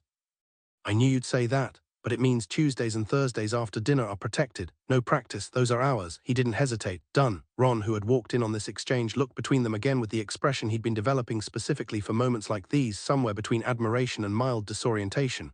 "You two negotiated Quidditch practice like it was a business meeting," he said. "We were being practical," Hermione said. "Yeah," said Ron. "That's what I mean." Halloween arrived grey and cold and smelling of the approaching winter, and Hermione woke up that morning with the particular sharpness she associated with days that were going to be more eventful than scheduled. She couldn't have explained the feeling. It wasn't the bond. Harry was still asleep in Gryffindor Tower, the secondary heartbeat slow and steady in her chest. It was something else. Something she'd been building toward and couldn't quite see yet, the way a storm is present before any individual cloud announces it. She'd been watching Quirrell. Professor Quirinus Quirrell taught defense against the dark arts with the nervous, stuttering quality of a man performing nervousness rather than experiencing it, a distinction she'd arrived at by the third lesson, when she noticed that the stutter vanished in moments of genuine concentration and reappeared precisely when socially useful. He smelled of garlic, which he claimed was to ward against vampires, and wore his turban with a self-consciousness that had nothing to do with fashion. His eyes moved differently than his body moved. They were faster, quieter, and looked at things other than what his attention was supposed to be on. She'd written 2 pages of observations. She hadn't told Harry yet because she wanted more data. She had more data now, and she hadn't told him because she was still working out what it meant.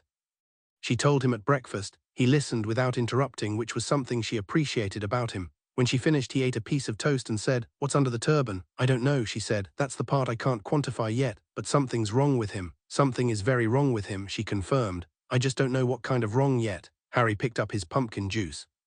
Across the table, Ron was constructing a tower of toast soldiers with Neville, who had a particular gift for breakfast architecture, and the hall was warm and full of Halloween morning noise, carved pumpkins floating between the candles and the ordinary business of a school day looking exactly as it should. "We watch him," Harry said, "carefully. I've been watching him for a month, she said. I'm just telling you now so two people are watching instead of one. He looked at her.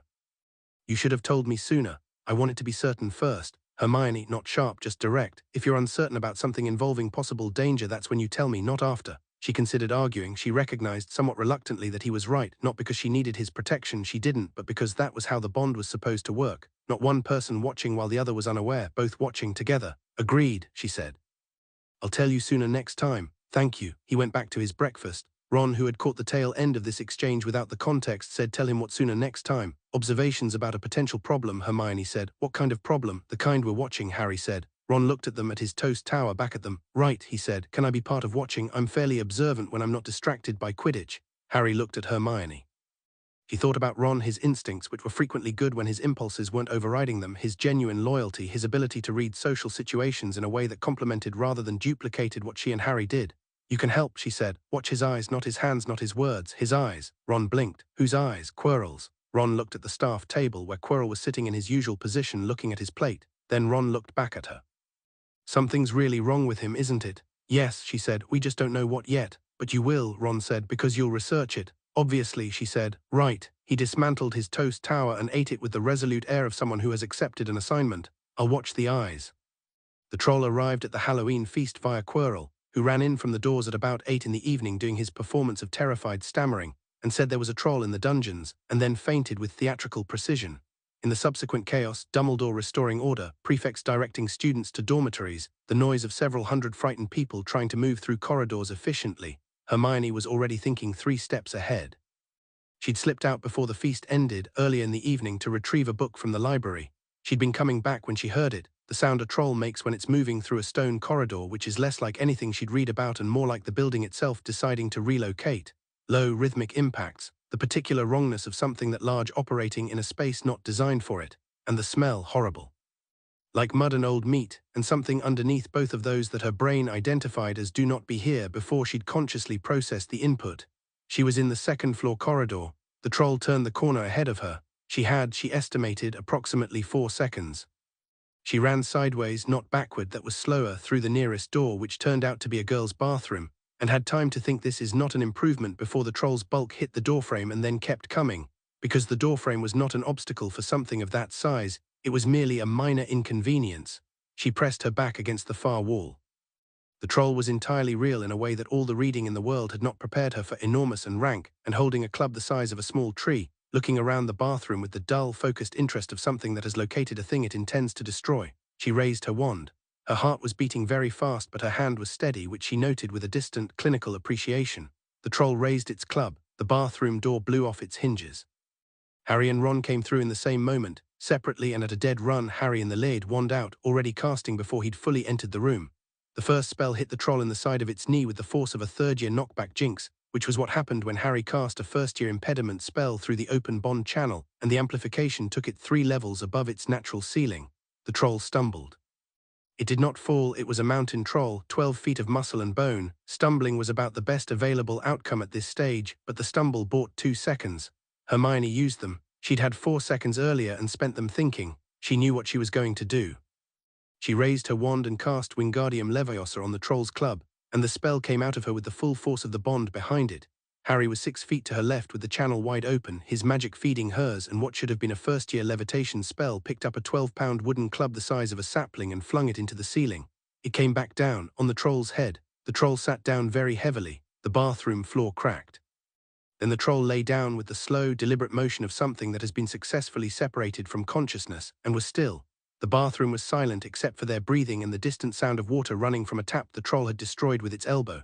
Ron said, "Bloody hell." He said it with the quality of someone whose brain had temporarily run out of more specific responses and had defaulted to the most broadly applicable one available. Hermione lowered her wand. She was shaking slightly, not badly, but the particular fine trembling that happens when adrenaline starts leaving a body. She examined it with interest and decided it was a normal physiological response and not indicative of a problem. Harry crossed the bathroom in 4 steps and was beside her. He didn't put his arm around her. He stood next to her with the bond blazing between them and looked at her face. "Are you hurt?" he asked. "No," she said. "You?" "No." He looked at the troll, then back at her. "That was a very good Wingardium Leviosa. I've been working on the wrist modification," she said, "though the bond did most of the heavy work." "We did," he said. "Together." "Yes," she said. "Together." Ron had come to stand beside them and was looking at the troll with the expression of someone building a story they're going to be telling for years. We three just knocked out a mountain troll. You and Harry came through the door, Hermione said. I couldn't have managed it alone. We came through the door for you, Ron said, which came out more emotional than he probably intended. He cleared his throat. I mean, obviously you were in here. How did you know I was in here, she asked. I did, Harry said quietly, the bond. He'd felt the direction, the specific compass needle certainty of her location, the same way she'd found him in Surrey. He'd known exactly which corridor, which room. She looked at him. That's the first time it's worked at that distance. Within the school, he said. The school's magic probably helped. There's something about this place that... The door opened and McGonagall arrived, followed by Snape and Quirrell. McGonagall took one look at the troll, at the 3 11-year-olds, at the destroyed bathroom, and went through several very rapid emotions before arriving at a composed expression that nonetheless had visible strain at the edges. Explain, she said. Ron explained with the enthusiastic inaccuracy of someone narrating an exciting event while still in the adrenaline of it. Harry clarified the factual elements with characteristic brevity. Hermione provided a precise account of the sequence of events in chronological order with relevant technical details. McGonagall listened to all of it. She looked at the unconscious troll. She looked at them again.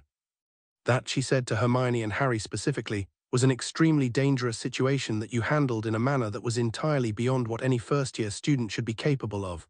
Yes, Hermione agreed. McGonagall opened her mouth and then closed it again. 5 points each, she said, which was clearly not the sentence she'd started with. And I will be having a conversation with both of you at a time to be arranged about certain capabilities that I believe your head of house should be aware of. That seems reasonable, Harry said. McGonagall looked at him with the expression she'd been developing specifically for Harry, which was adjacent to the one she'd developed for him in Transfiguration, but with an additional layer of something that Hermione thought might be protective concern.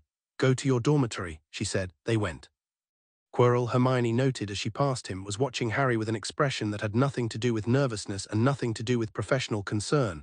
It was calculating, assessing, the eyes moving faster than the rest of the face. She held that observation and walked quickly. They were in the common room until past midnight, the three of them, because Ron couldn't sleep and Hermione had the kind of operational energy that comes from surviving something and needed somewhere to put it. Harry sat in the chair by the fire with his knees pulled up in the posture she recognized as his thinking position and said, after a long silence, he let the troll in. Yes, she said. Quirrell. He was gone from the staff table before the announcement. I noticed it at the time. I was already watching him, and then in the chaos I didn't. She stopped. I should have processed that faster. You were a bit busy being nearly flattened by a troll, Ron said with some feeling. The important thing, Harry said, is what he was doing while we were dealing with the troll. He looked at the fire. There's something in this school that he wants. The troll was a distraction. What was he distracting people from? There's something on the 3rd floor, Hermione said. They both looked at her. I haven't gotten to it yet in my research, but Dumbledore's warning at the start of term, the 3rd floor corridor, the painful death, it wasn't a standard warning. It was specific. Specific warnings indicate specific things. What kind of thing? Ron asked. Something being guarded, Harry said. He looked at her. You've been thinking about this? Since the feast, she said. I needed to say it out loud before it became a conclusion. I'm still working through it. He nodded. Then we work through it together. Ron looked between them.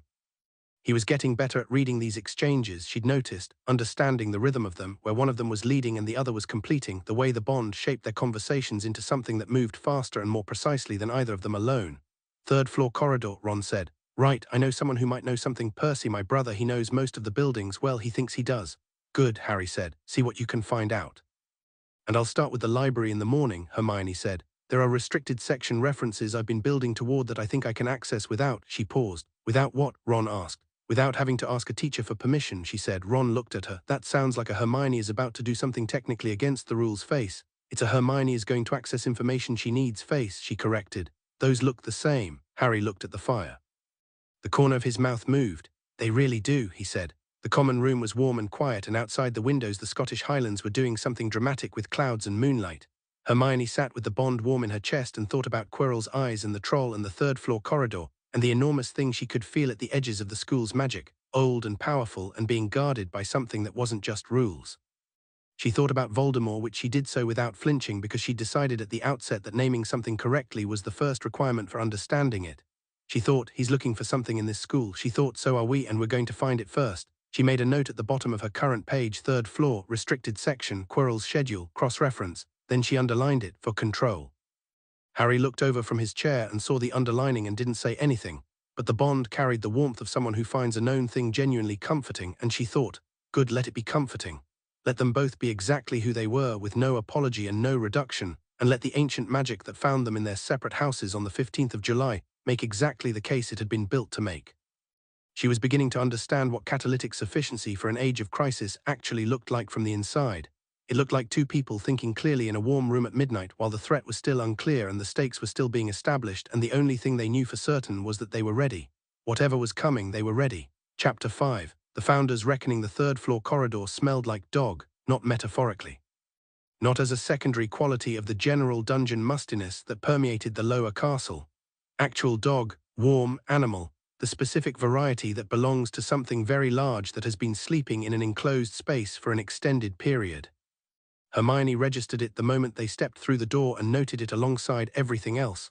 The corridor dimensions, the single door at the end, the quality of the magic in the air around them, which was dense and layered and considerably older than the standard Hogwarts ambient. She'd found everything she needed in 10 days of research. The restricted section had yielded the first thread, a passing reference in Bathilda Bagshot's supplement to Magical History of Britain to a Gringotts vault robbery in July, the vault emptied by Dumbledore before the robbery occurred, contents unknown but classified. She'd pulled that thread and it had led to Flamel, and Flamel had led to the stone, and the stone had led to everything, the whole shape of it coming clear in the library at 1 in the morning with Harry reading over her shoulder and Ron asleep across the table with his face on a history of magic textbook. The Philosopher's Stone, Nicholas Flamel's stone, the source of the elixir of life. Hidden in Hogwarts, moved from Gringotts for safety, guarded by protections that Dumbledore had assembled and that she'd been systematically identifying for the past week, because identifying the structure of a defense was the most efficient way to understand what you were walking into. She'd identified 6 layers. She was prepared for all of them. What she hadn't been certain of until tonight was the timeline. That changed at dinner when she felt Harry go very still beside her and looked up to find him watching Quirrell with the quality of attention that meant something had resolved. After dinner he'd told her that Quirrell's eyes had been wrong all day, not the performance of nervousness but something underneath it that had been building, tightening, and that his pattern of movement around the castle had shifted, the way water shifts when a drain opens. Tonight, Harry had said. She'd looked at him. You're sure? The bond is sure, he'd said, which was a distinction she understood. The bond had a quality she'd started to think of as systemic awareness. It didn't just connect them to each other, it connected them to the magic of the school, and the school's magic had been moving differently all day, the way a house settles differently in a storm. So they'd come. Harry, Hermione, Ron, not because they'd decided to be heroes.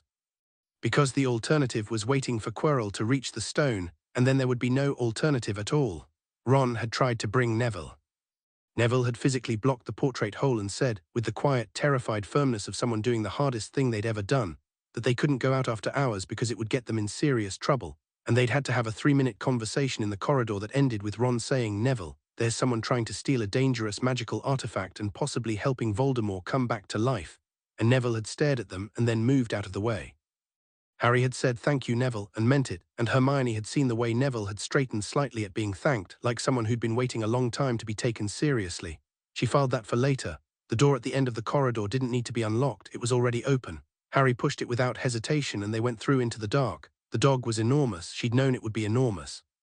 Cerberus-class guardian, 3-headed, almost certainly acquired through Dumbledore's connection to Hagrid, who was constitutionally incapable of not acquiring enormous magical animals. And she'd been entirely right about all of this, and it still didn't prepare you for the physical reality of 3 heads the size of boulder formations all swinging toward you simultaneously in a dark room. The sound it made wasn't a bark, it was a weather event. The air moved, all 3 of them had their wands out. The bond was fully open between her and Harry. She'd opened it deliberately outside the door, no more half measures, the full channel, the complete shared reserve, and the magic between them was running like a river in flood, strong and fast and available. Harry was already looking at the floor. Harp, Hermione said, because she'd done the research and the floor had a small magical harp on it, already playing Quirrell's work, keeping the dog docile. It's going to stop.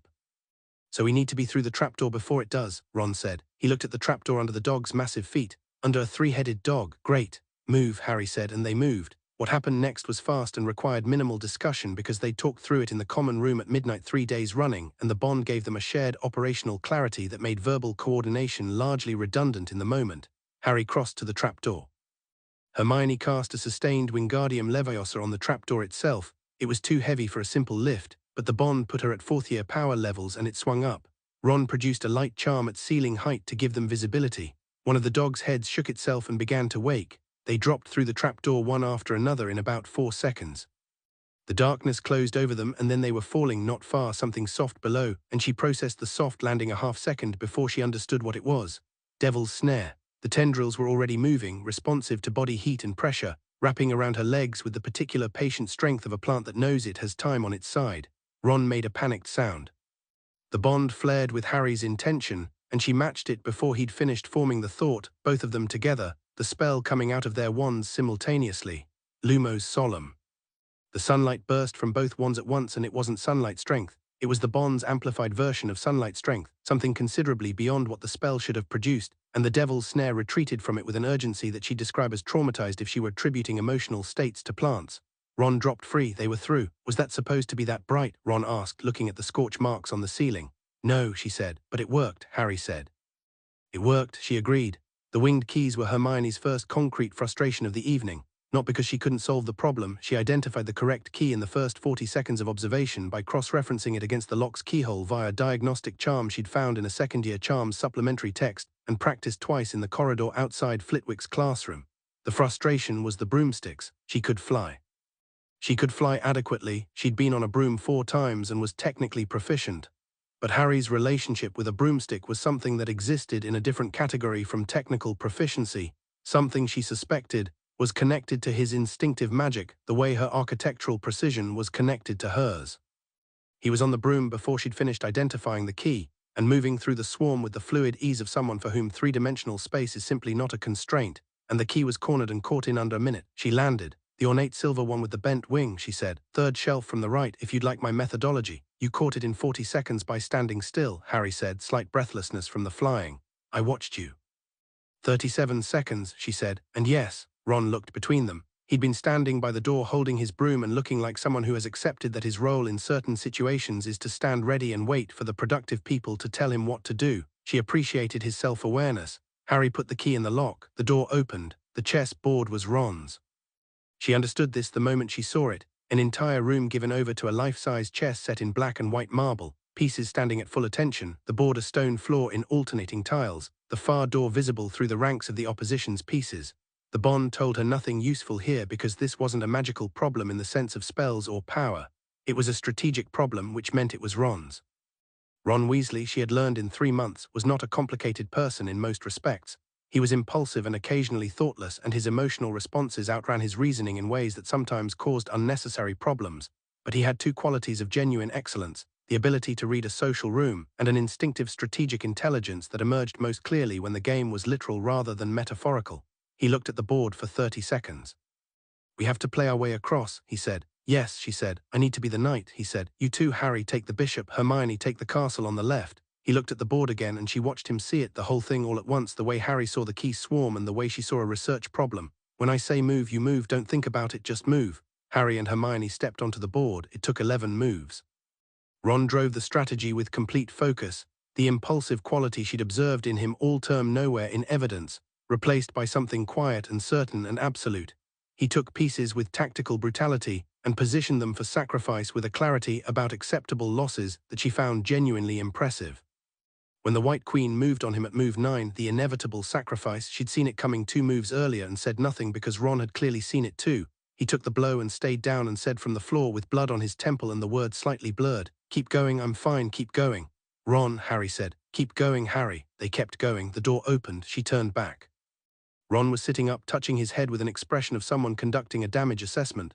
Conscious, oriented, nothing serious. She sent a diagnostic charm back across the board. 3rd-year healing assessment. She'd learned it in the 2nd week because the training plan had a whole section on practical medical magic and confirmed nothing structural.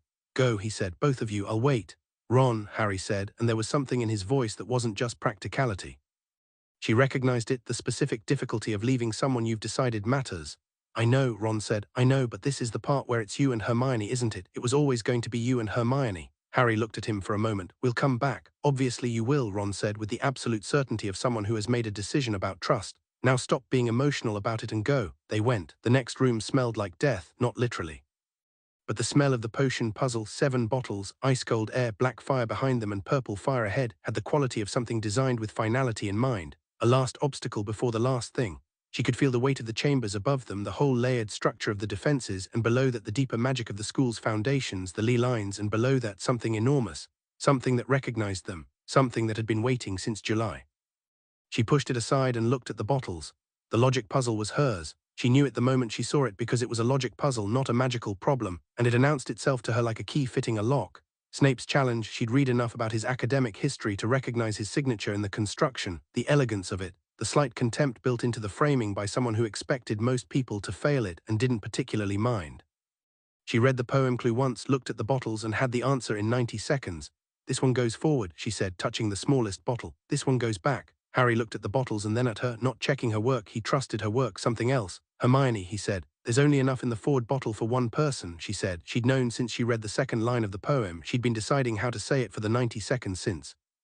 Then we split up here, he said. One of us goes forward, one goes back to Ron. She set the bottle down. You go forward. Why me? Because whatever is in that room requires the bond at full activation, she said. And the bond's full activation depends on physical proximity, which means she started again. It doesn't, I was rationalizing. The truth is that whatever is through there, I think you need to face it.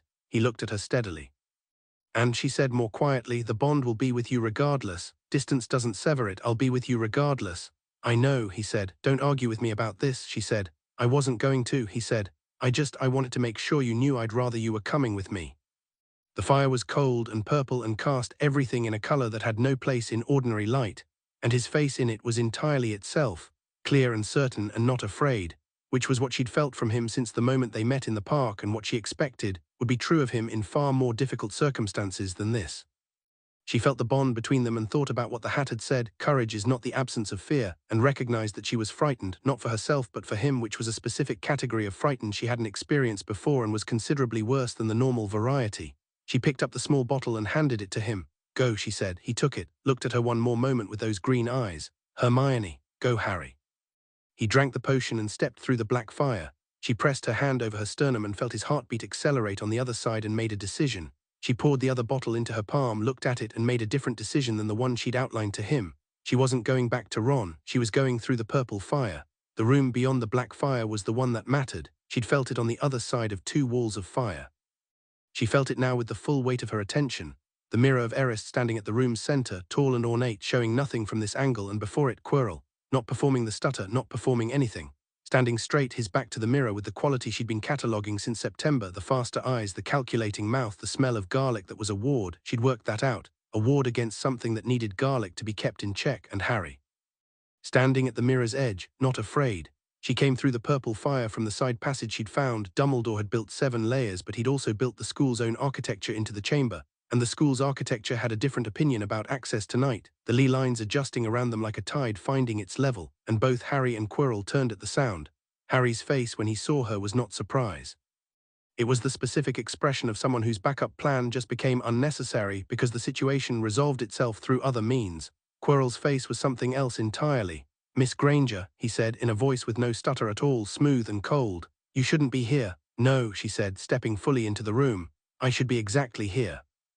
The bond, he said, and the way he said it was not the way Ollivander had said it or the hat had said it or Dumbledore's eyes said it when they watched them at meals.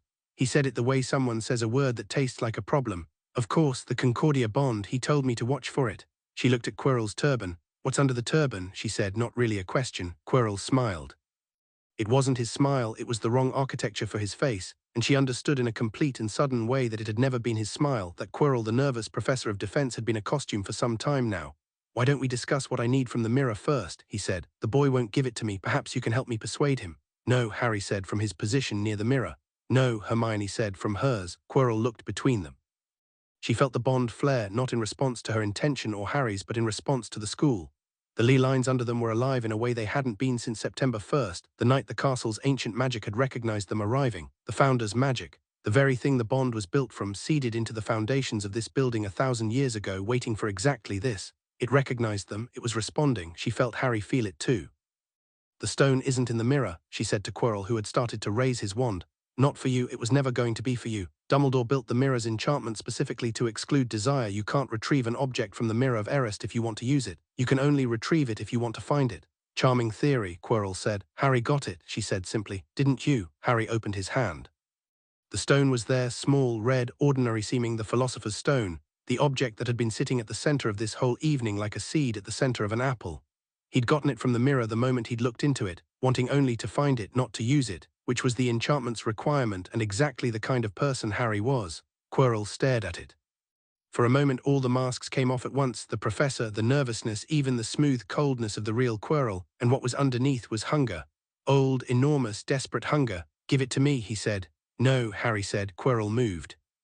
He was faster than he'd been in class, not Quirrell fast but something else, something inhabiting Quirrell that had better reflexes than the body it was using, and the spell that came from his wand was not a first-year spell, not a teaching spell. It was a fully formed curse that hit the air between them and Harry, and the air between them and Harry was where Hermione had cast a shield charm. The shield held. Not just held, the bond's amplification took it and reinforced it. The two of them on opposite sides of the room with the channel fully open and the combined reserve pouring into the shield until it was a wall, not a charm, solid enough that the curse broke against it and scattered as light. Quirrell stopped. He looked at the shield. He looked at her. He looked at Harry. Then he looked at both of them together, and she saw him understand the geometry of it. 2 points, connected, each drawing on the other, the space between them a field that couldn't be crossed with standard offensive magic because the defensive output was too high. He'd have to break one of them to break the bond, and to break one of them he'd have to reach one of them, and they weren't going to let him reach either of them. "Interesting," he said. "The Founders built the bond to function in exactly this kind of situation," Hermione said. "An age when institutions have failed to do what they were built to do. This room is an institution failing in real time, Professor. The man who runs this school put a 12-year-old boy on a path that leads here without telling him why. That's the institution failing." Quirrell's face did something strange. "You're remarkably articulate for someone in your position." "I'm always articulate," she said. "That's not a position-dependent quality." Harry moved. He moved the way he moved in Quidditch, fast and committed and without the half-second of deliberation that most people have, the bond giving him the full awareness of where she was and what she was doing, the complete operational picture. He crossed the room while Quirrell's attention was on her words, and he touched Quirrell's arm. What happened next was not something she'd predicted. The contact of Harry's skin with Quirrell's burned. Not metaphorically, not magically in a traceable textbook sense. The point of contact blazed gold, Founders gold, the same gold that had traced their hands on July 15th, the color the bond used, and Quirrell screamed, not Quirrell's scream. The scream under it, the one coming from whatever inhabited him, the one that was made of 100 years of rage and desperation, and the specific agony of something that should be dead encountering something built by the four most powerful witches and wizards who had ever drawn breath. The bond opened completely. She felt it go, the last constraint releasing, and it was nothing like the park and nothing like the bathroom with the troll. This was the bond at full activation, both of them together at the center of a room built on Founders magic with the ley lines blazing around them, and the power that poured through was not theirs, not entirely. It was what the Founders had stored, what they'd saved, what they'd waited 1,000 years for someone to carry. It was enormous. Hermione raised her wand and cast without verbal incantation because she didn't need one. The magic so clear and available and precise that the shape of the intent was sufficient, and what came out of her wand was a binding, not a standard first-year binding, not a second-year version. Something that existed in no current curriculum, because the current curriculum hadn't been written with the assumption that 2 first-year students would ever be standing in the Founders' chamber at full activation casting it. It hit Quirrell's wand hand and locked it, and then Harry's contact point blazed gold again and Quirrell collapsed, not fell. Collapsed, the way a structure collapses when the thing holding it together is no longer present. Quirrell's body hit the floor and the shadow that had been living in the back of his turban rose. She saw it, she actually saw it, a darkness shaped like a face, the face of something that had survived beyond its intended span by consuming other people's lives and was now encountering something that was its direct, specific, foundational opposite. The bond blazed, the darkness screamed, it moved toward Harry, the bond was faster. Gold light that poured from both of them when it hit was not aggressive. She noticed this later, thinking about it, the strange wrongness of what she'd expected versus what happened. It wasn't an attack, it was a presence. The Founders' magic finding the thing it had been built to counter and simply being fully and completely, and the darkness could not pass through it any more than winter can pass through summer. The darkness tore past them and through the wall and was gone. The gold faded. The room was quiet. Hermione looked at the stone floor. She looked at Quirrell's unconscious body. She looked at Harry, who was standing 3 feet away with his hand open, the stone still in his palm, looking at her. "Are you all right?" she said. "Yes," he said. He looked at his hand, the palm that had touched Quirrell, unmarked. The binding took more than I expected," she said honestly. "I'm tired, I'm fine, but tired." He crossed to her and she felt the bond settle back from full activation into its ordinary state. The warm, steady second heartbeat, the compass needle certainty, and it felt after the blazing enormity of the last 10 minutes almost gentle. "The school helped," he said. "I know the Lee lines." She thought about the Founders, about Clearwater's last paragraph. It was always going to be this. They built this whole place around us, essentially, around whoever we would eventually be. She stopped. "That's a lot of trust in a possibility. Seems like it paid off," Harry said. She looked at him. He was calm in a way that she'd only seen from him in the highest stakes moments, not the calm of suppression but the calm of full presence, everything running at once, nothing wasted. She thought about July 15th and the cupboard and the park and Diagon Alley and the chessboard and Ron saying it was always going to be you and Hermione with the simple accuracy of someone who had been watching long enough to see the shape. Yes, she said, I think it did. We should, he looked at Quirrell. Dumbledore needs to know. He probably already knows, she said. The castle will have told him. That's what the ambient magic does. It reports to him. He'll be coming. Right.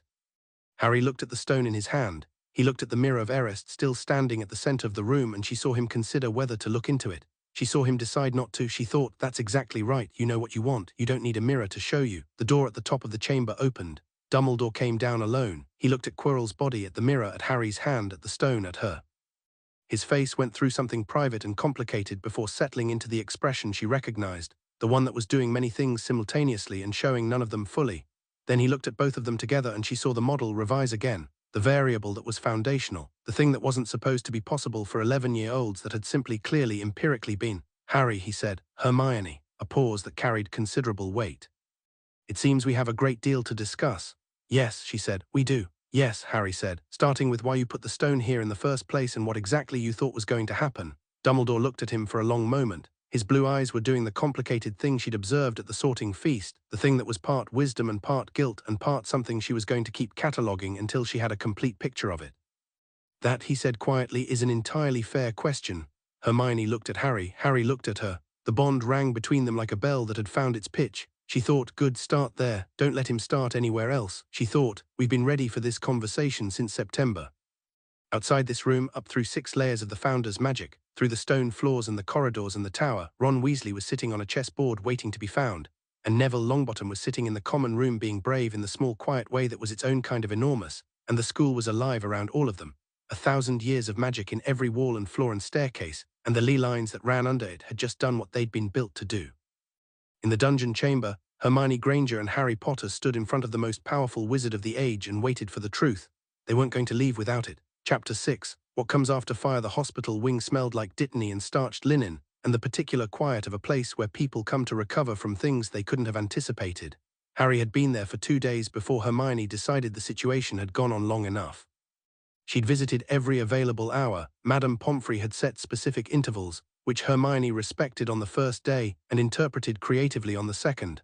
Harry wasn't seriously injured in any physical sense that Madame Pomfrey could identify and treat. The magical exhaustion was the problem. Full bond activation at the scale they'd reached in the dungeon chamber had pulled from reserves that 11-year-olds weren't supposed to have, and the body's response to that was straightforward. Sleep, eat, recover. Harry was doing all three. He simply looked, when awake, like someone sitting very still in the middle of a large number of thoughts. She knew because she could feel the quality of those thoughts through the bond. Not their content, it didn't work like that, had never worked like that, but their heavy, not dark, not afraid. Just heavy, the way things are heavy when they're significant. She brought books on the third morning and sat in the chair beside his bed and read, and he read, and they didn't talk for the first hour, and that was exactly right because some things needed to be moved around in private before they could be said out loud. Ron came at midday, carrying what appeared to be half the contents of the kitchens distributed across his arms, in the determined way of someone whose primary love language was food provision. His head wound had been healed cleanly. Madame Pomfrey had declared him structurally sound on the first night with the brisk efficiency of a woman accustomed to Quidditch injuries, and he arrived with the energy of someone who had slept well and processed everything and arrived at a position of considerable satisfaction. Fred and George want to know if we're famous, he announced, setting food on every available surface. We were already famous, Harry said. That's the problem. More famous, Ron clarified. Famously famous, they say there are rumors. What kind of rumors? Hermione asked. The kind that start with 3 first years fought a mountain troll and end with and then they defeated you-know-who in the dungeon, which is that roughly accurate? It's approximate, Hermione said. The troll was separate. And it wasn't a full manifestation of Voldemort, it was a parasitic presence inhabiting Quirrell's. Yeah, Ron said, sitting on the end of Harry's bed with complete comfort, but that doesn't fit on a rumor. The approximate version is better for word of mouth. Harry looked at Ron with the expression he used when he found something unexpectedly funny. You're not wrong. I'm frequently right, Ron said. It's an underappreciated quality. Hermione put her book down. Neville, fine. He's been telling everyone he helped, which he sort of did, blocking the portrait hole. He's saying it differently every time he tells it, but the core of it is true. Ron ate something. He seems taller. He's the same height he was last week, she said. I mean it differently than I said it, Ron said with the infrequent verbal precision he managed when it mattered. He seems taller that way. She thought about Neville Longbottom, who had stood in a portrait hole and done the frightening thing when he'd had every reason not to, and she thought Ron was exactly right. Taller that way, she agreed. Dumbledore came on the fourth day. She'd been expecting him. Harry had been expecting him. They'd had the brief version of the conversation in the dungeon chamber, enough to establish what had happened, to hand over the stone, to receive the minimal medical attention that the situation required before Dumbledore sent them up to the hospital wing, with Professors McGonagall and Flitwick flanking them like an extremely concerned honor guard.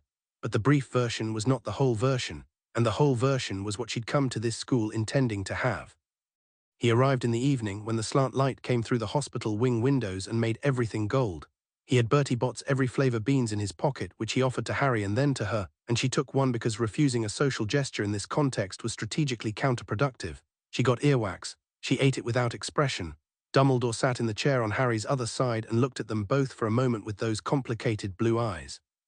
First, he said, I want to say that what you both did was extraordinary. He paused, and dangerous, and I want to be precise about the fact that it shouldn't have been necessary and that the reason it was necessary is something I need to account for honestly. Hermione appreciated the honest accounting more than she would have appreciated the version without it. She'd been ready for the version without it. You knew Quirrell was compromised, Harry said. It wasn't an accusation. Fact being confirmed. I suspected for some time, Dumbledore said. Not the full extent of it. I believed the protections would hold long enough for me to be certain before acting. I was wrong about the timeline. He looked at Harry directly. I was also operating under assumptions about how this year would proceed that both your presences made obsolete. The bond, Hermione said. Yes, he was quiet for a moment. I knew about the Concordia bond theoretically.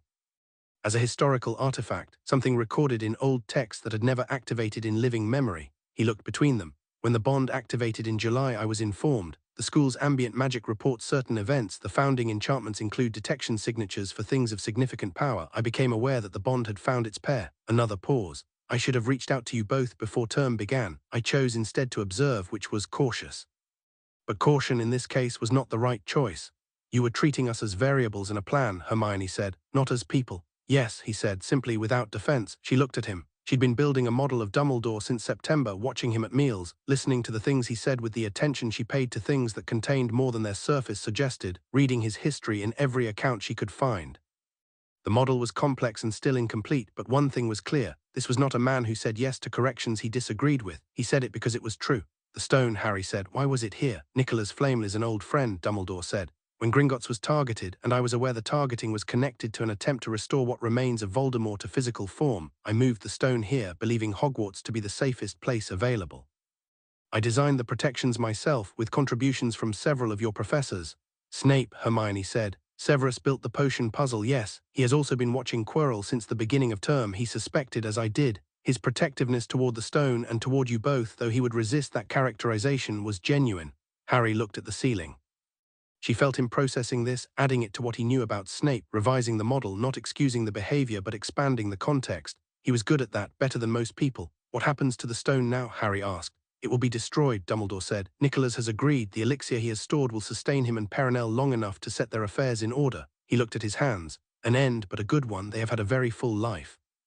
She thought about the weight of a very long life concluding by choice rather than being cut off. She thought it was probably the most human thing in the whole story. What happens to us? Harry said. Dumbledore looked at him. That's the question I came here primarily to discuss. She straightened in her chair. The bond changes certain things that I would normally consider settled, Dumbledore said carefully. The standard expectations for students at this school, the normal pace of magical development, the standard curriculum, the ordinary management of risk, these are not applicable to you in the same way they're applicable to others. I've been aware of this since October, when your performances in class began to exceed anything I've seen from students at this level in a very long time. We're 2 years ahead in 3 subjects already, she said. I've been tracking it. I know, he said. Minerva and Phileas have both spoken to me about it. A brief expression she couldn't quite name. Severus as well, though with different emphasis. What does that mean practically? Harry asked. It means I'd like to discuss a modified curriculum for your second year, not removing you from your year group. The social and relational elements of your schooling are important, and I believe you both understand why. But supplementing the standard coursework with material that meets you where you actually are. Third-year material for some subjects, possibly fourth, she said immediately. Charms, transfiguration, and defense most urgently. Potions should stay at second-year pace because the bond's precision amplification makes accuracy at standard levels a better foundation than speed. Dumbledore looked at her with the expression he'd been developing since September, the one that was partly admiration and partly something more complex, the look of a man who is used to being the most prepared person in any given conversation, finding himself a half-step behind in one. I was going to suggest we discuss a framework, he said. But yes, that is essentially the framework. I'll write it up properly, she said. We can review it before term ends. Hermione, Harry said with the quality of gentle amusement that was one of his specific varieties of warmth.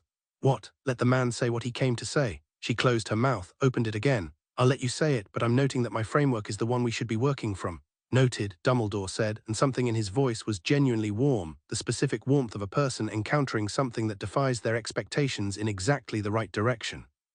The real conversation happened after Dumbledore said the official things. The official things were, Voldemort's shade had been destroyed or dispersed, not eliminated permanently. This was important and she'd already known it. The shade that had fled the dungeon chamber was not gone in any final sense. It had been driven out, weakened, scattered, but nothing of that particular darkness ended cleanly in a single night. Quirrell was unconscious and would be removed from Hogwarts for care and evaluation. Staff had been briefed. The students would be told the minimum necessary. The official things took about 20 minutes. Then Dumbledore was quiet for a moment, and what came next was different. Harry, he said, and the way he said it was not the headmaster's voice, it was something older and more tired. There are things about the night your parents died that you deserve to know. I have been waiting for what I told myself were good reasons to tell you. Those reasons look less good than they did now. The bond has changed the calculation. Harry looked at him. Your mother's sacrifice created a protection, Dumbledore said. A deep magic, old magic, the kind that operates beneath the level of spells and intentions. When Voldemort's curse rebounded, it was because Lily Potter's death was a willing sacrifice made out of love, and that kind of magic is something that dark power cannot touch or replicate. It lived in you. It still lives in you. It's part of why the bond found you. You already carried a species of protective magic that resonates with what the Founders built. Harry was very still. The bond was doing the thing it did in high emotional moments, going very quiet, almost holding its breath. And the scar, Harry said. Dumbledore paused. She felt the pause contained something that he was deciding about, and she watched him decide to say it. When Voldemort's curse struck you and rebounded, it left more than a mark, he said. Something anchored in you, a fragment, not of your soul, I want to be very clear about that, but of his. He looked at Harry directly. I believe this is connected to how his shade was able to take such strong hold of Quirrell, and I believe it is something that will need to be addressed eventually, but not now, not this year. Harry looked at the window. Outside, the grounds were green in the evening light, the lake flat and dark, the forest at the edge of the world. You're telling me, he said slowly, that I've had a piece of him in me since I was a baby. Yes, and you've known this, a beat. I've suspected it for some time. I've been hesitant to confirm it because the implications, he stopped. He looked at his hands, because the implications were ones I was not ready to confront. What implications? Hermione asked. She already had a theory. He'd had it since the dungeon chamber, since the moment the gold light had poured from Harry's contact point with Quirrell and the shade had fled from it screaming. She'd been hoping to be wrong. The expression on Dumbledore's face told her she wasn't. The original path, Dumbledore said carefully, that I had envisioned for dealing with Voldemort's full return when it eventually comes, involved a sacrifice of its own. The hospital wing was completely silent. No, she said. Dumbledore looked at her. No, she said again with complete clarity. That is not a path we're walking. Whatever you were envisioning, Harry as a weapon, Harry as a sacrifice, Harry as a solution to a problem that adults created and have been managing badly for 30 years, that's not what the bond is for, and it's not what we're going to do. Hermione, Harry said, let me finish. She looked at Dumbledore. I've read everything I could find about the bond.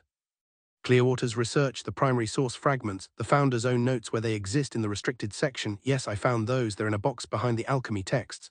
The bond was built as a failsafe for when institutions fail. That means it was built for moments exactly like this one, when the person who is supposed to protect a child is instead planning to use him. Dumbledore was very still. I don't believe, she said more carefully now, that you're a bad person.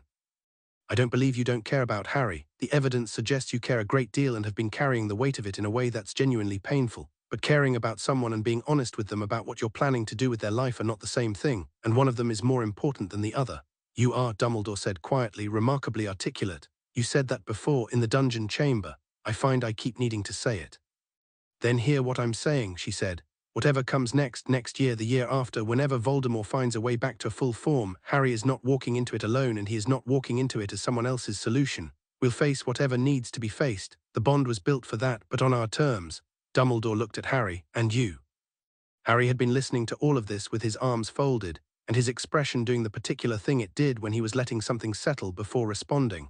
Now he looked at Dumbledore with the same clarity he'd used in every high-stakes moment since the park in Surrey. No performance in it, no anger, just the complete, undefended truth. She's right, he said, about all of it. And I think you know she's right, which is why you're not arguing. A long pause.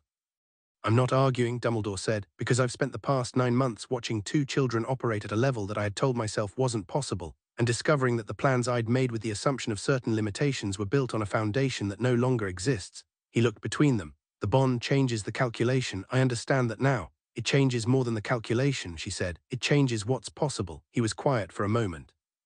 Then, with the quality of a man making a genuine decision rather than a managed one, what would you need from me, for next year, for what comes after?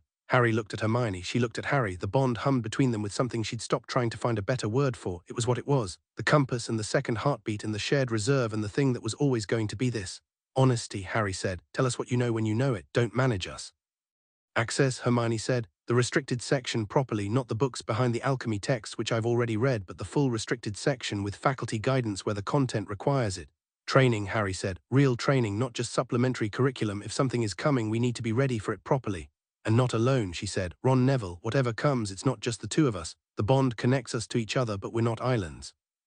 Dumbledore listened to all of this. He looked, she thought, like a man who has been carrying something very heavy for a very long time and has just been told that he doesn't have to carry it in quite the same way anymore. Not relief exactly, because the weight was still real, but a recalibration of how it was distributed. I can agree to all of that, he said. And I will add something of my own. I owe you both an apology. For the cupboard, he said to Harry. I knew your situation was not what it should have been. I told myself the protection your mother's sacrifice placed on that house required you to be there, and that was true. But I also told myself it was sufficient, and that was not. Harry looked at him for a moment. He didn't say it's fine. He didn't say I forgive you. He said, I know you believed it was the right thing to do. I don't think it was. I think in the future you should tell me things and let me decide what to do with them. Yes, Dumbledore said. I think that's exactly right. McGonagall came by that evening. She came in the specific way she entered rooms, briskly, fully, as if the room had been waiting for her arrival to become properly operational. She looked at Harry, who was sitting up and reading, and at Hermione, who had not technically been given permission to still be in the hospital wing but whose presence had apparently been decided to be acceptable by default at this point, and she set a tin of shortbread on the bedside table. The end-of-term feast is in 3 days, she said. You are both expected to attend. The school year will conclude on schedule. She looked at them both. I want to say before the feast and the fanfare and whatever Albus does with the House Cup points, which I have opinions about, that what you did was beyond anything I would have asked of students in my care. It was also, frankly, beyond what most adults in this school could have managed. It was the bond, Harry said. The bond gave you access to resources, McGonagall said. You made the decisions, those are different things. She picked up the tin. The shortbread is from me personally, not in my capacity as your head of house. It's a Scottish recipe. I make it at Christmas. She set it back down. Don't make a fuss about it. She left. Harry looked at the tin. He looked at Hermione. She made us shortbread, he said. I noticed. McGonagall made us shortbread. She said don't make a fuss, Hermione said, so don't make a fuss. He opened the tin and ate a piece, and his expression was the one she'd learned to recognize as genuine, uncomplicated pleasure, the same one he'd had flying, the same one he'd had in Diagon Alley when he found the reference books. She thought, these are the things worth protecting, not the bond, not the power, not the foundational, magical significance. The shortbread, the park bench, Ron's toast towers.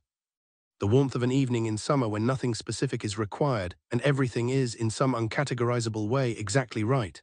She ate a piece of shortbread. It was very good. The end of term came with the specific quality that last days always have, not dramatic, but saturated, everything a little brighter and slightly more present, the way objects look after rain. The feast was a production. Dumbledore awarded last-minute house points that swung the cup to Gryffindor from Slytherin, which produced a very specific expression on Draco Malfoy's face that Hermione filed away as information about how he processed being outmaneuvered. Harry said very little at the feast. He sat between her and Ron and ate and watched the hall and was present in the way he was always present, fully, without waste, attending to what was actually there. Neville received points and went a color that was almost painful to look at, not embarrassment, she thought. Something closer to joy that had never had a proper outlet before. She caught Malfoy looking at their table twice. The second time he was looking specifically at Harry and herself together, and the look was different from his usual assessments, less hierarchical, more analytical. He was revising something. She thought, good, keep revising. The model you arrived with isn't going to survive this school. After the feast, she found herself on the corridor outside the great hall while the noise continued inside, standing at a window that looked out over the grounds. The evening sky was doing something complicated and beautiful with the last of the light in the edge of the forest, the kind of thing that looks like it was arranged and is actually just weather. Harry came out after a few minutes and stood beside her. Ready to go home, he said. My home, yes, she said. You, she stopped. Be all right, he said. The Dursleys are the Dursleys. The summer will be short and your parents already have plans, apparently. My mother has been in contact with Wizarding Family Services, she said. I didn't ask her to, she simply did it. There may be some requirement for your living situation to be reviewed over the summer. Your mother is terrifying, Harry said. She's a dentist, Hermione said. That's not what, he stopped. That's not what terrifying means in this context. I know, she looked out the window. She likes you. I know, he said. I'm still getting used to that. The bond was the ordinary warmth of itself, nothing dramatic, just the steady second heartbeat and the compass needle's certainty of 2 points that had found each other and were not going to lose each other again. She thought about the founders, Gryffindor and Hufflepuff and Ravenclaw and Slytherin, 4 people who had built something out of the very best of what they were and then fought about it and left it behind in different ways, and who had nevertheless, in that final year before the fracture, agreed on this one thing, this one act of combined faith: build something that lasts, build something that can carry what we couldn't.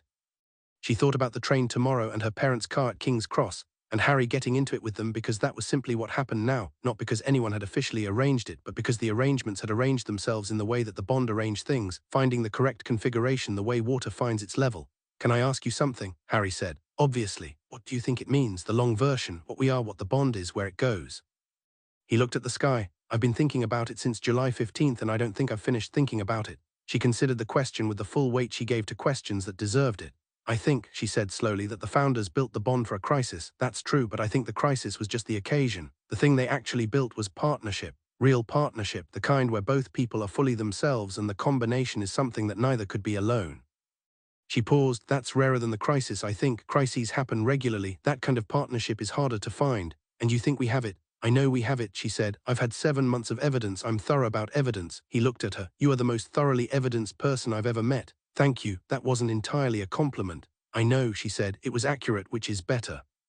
He made the sound that was his version of laughing when the full version would draw too much attention, and she felt it in the bond and thought, "Yes, that, hold on to that specifically." The light was almost gone from the sky. Inside the hall, the feast was winding toward its conclusion, and in the morning the Hogwarts Express would carry them south towards summer and everything the summer held, and next September there would be something worse coming than a possessed professor and a hidden stone. She was certain of that, the same bone-deep certainty the bond gave her about directions and distances, the sense of more things gathering in the dark outside the fire's reach. She was not afraid of it.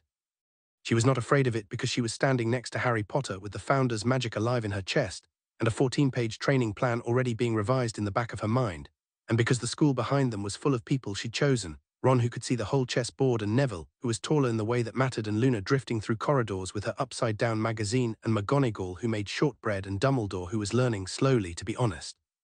She thought about what she'd written at the bottom of her 6th week of notes in very small handwriting. "He makes me less afraid of things I can't quantify." She thought it was still true and was becoming truer.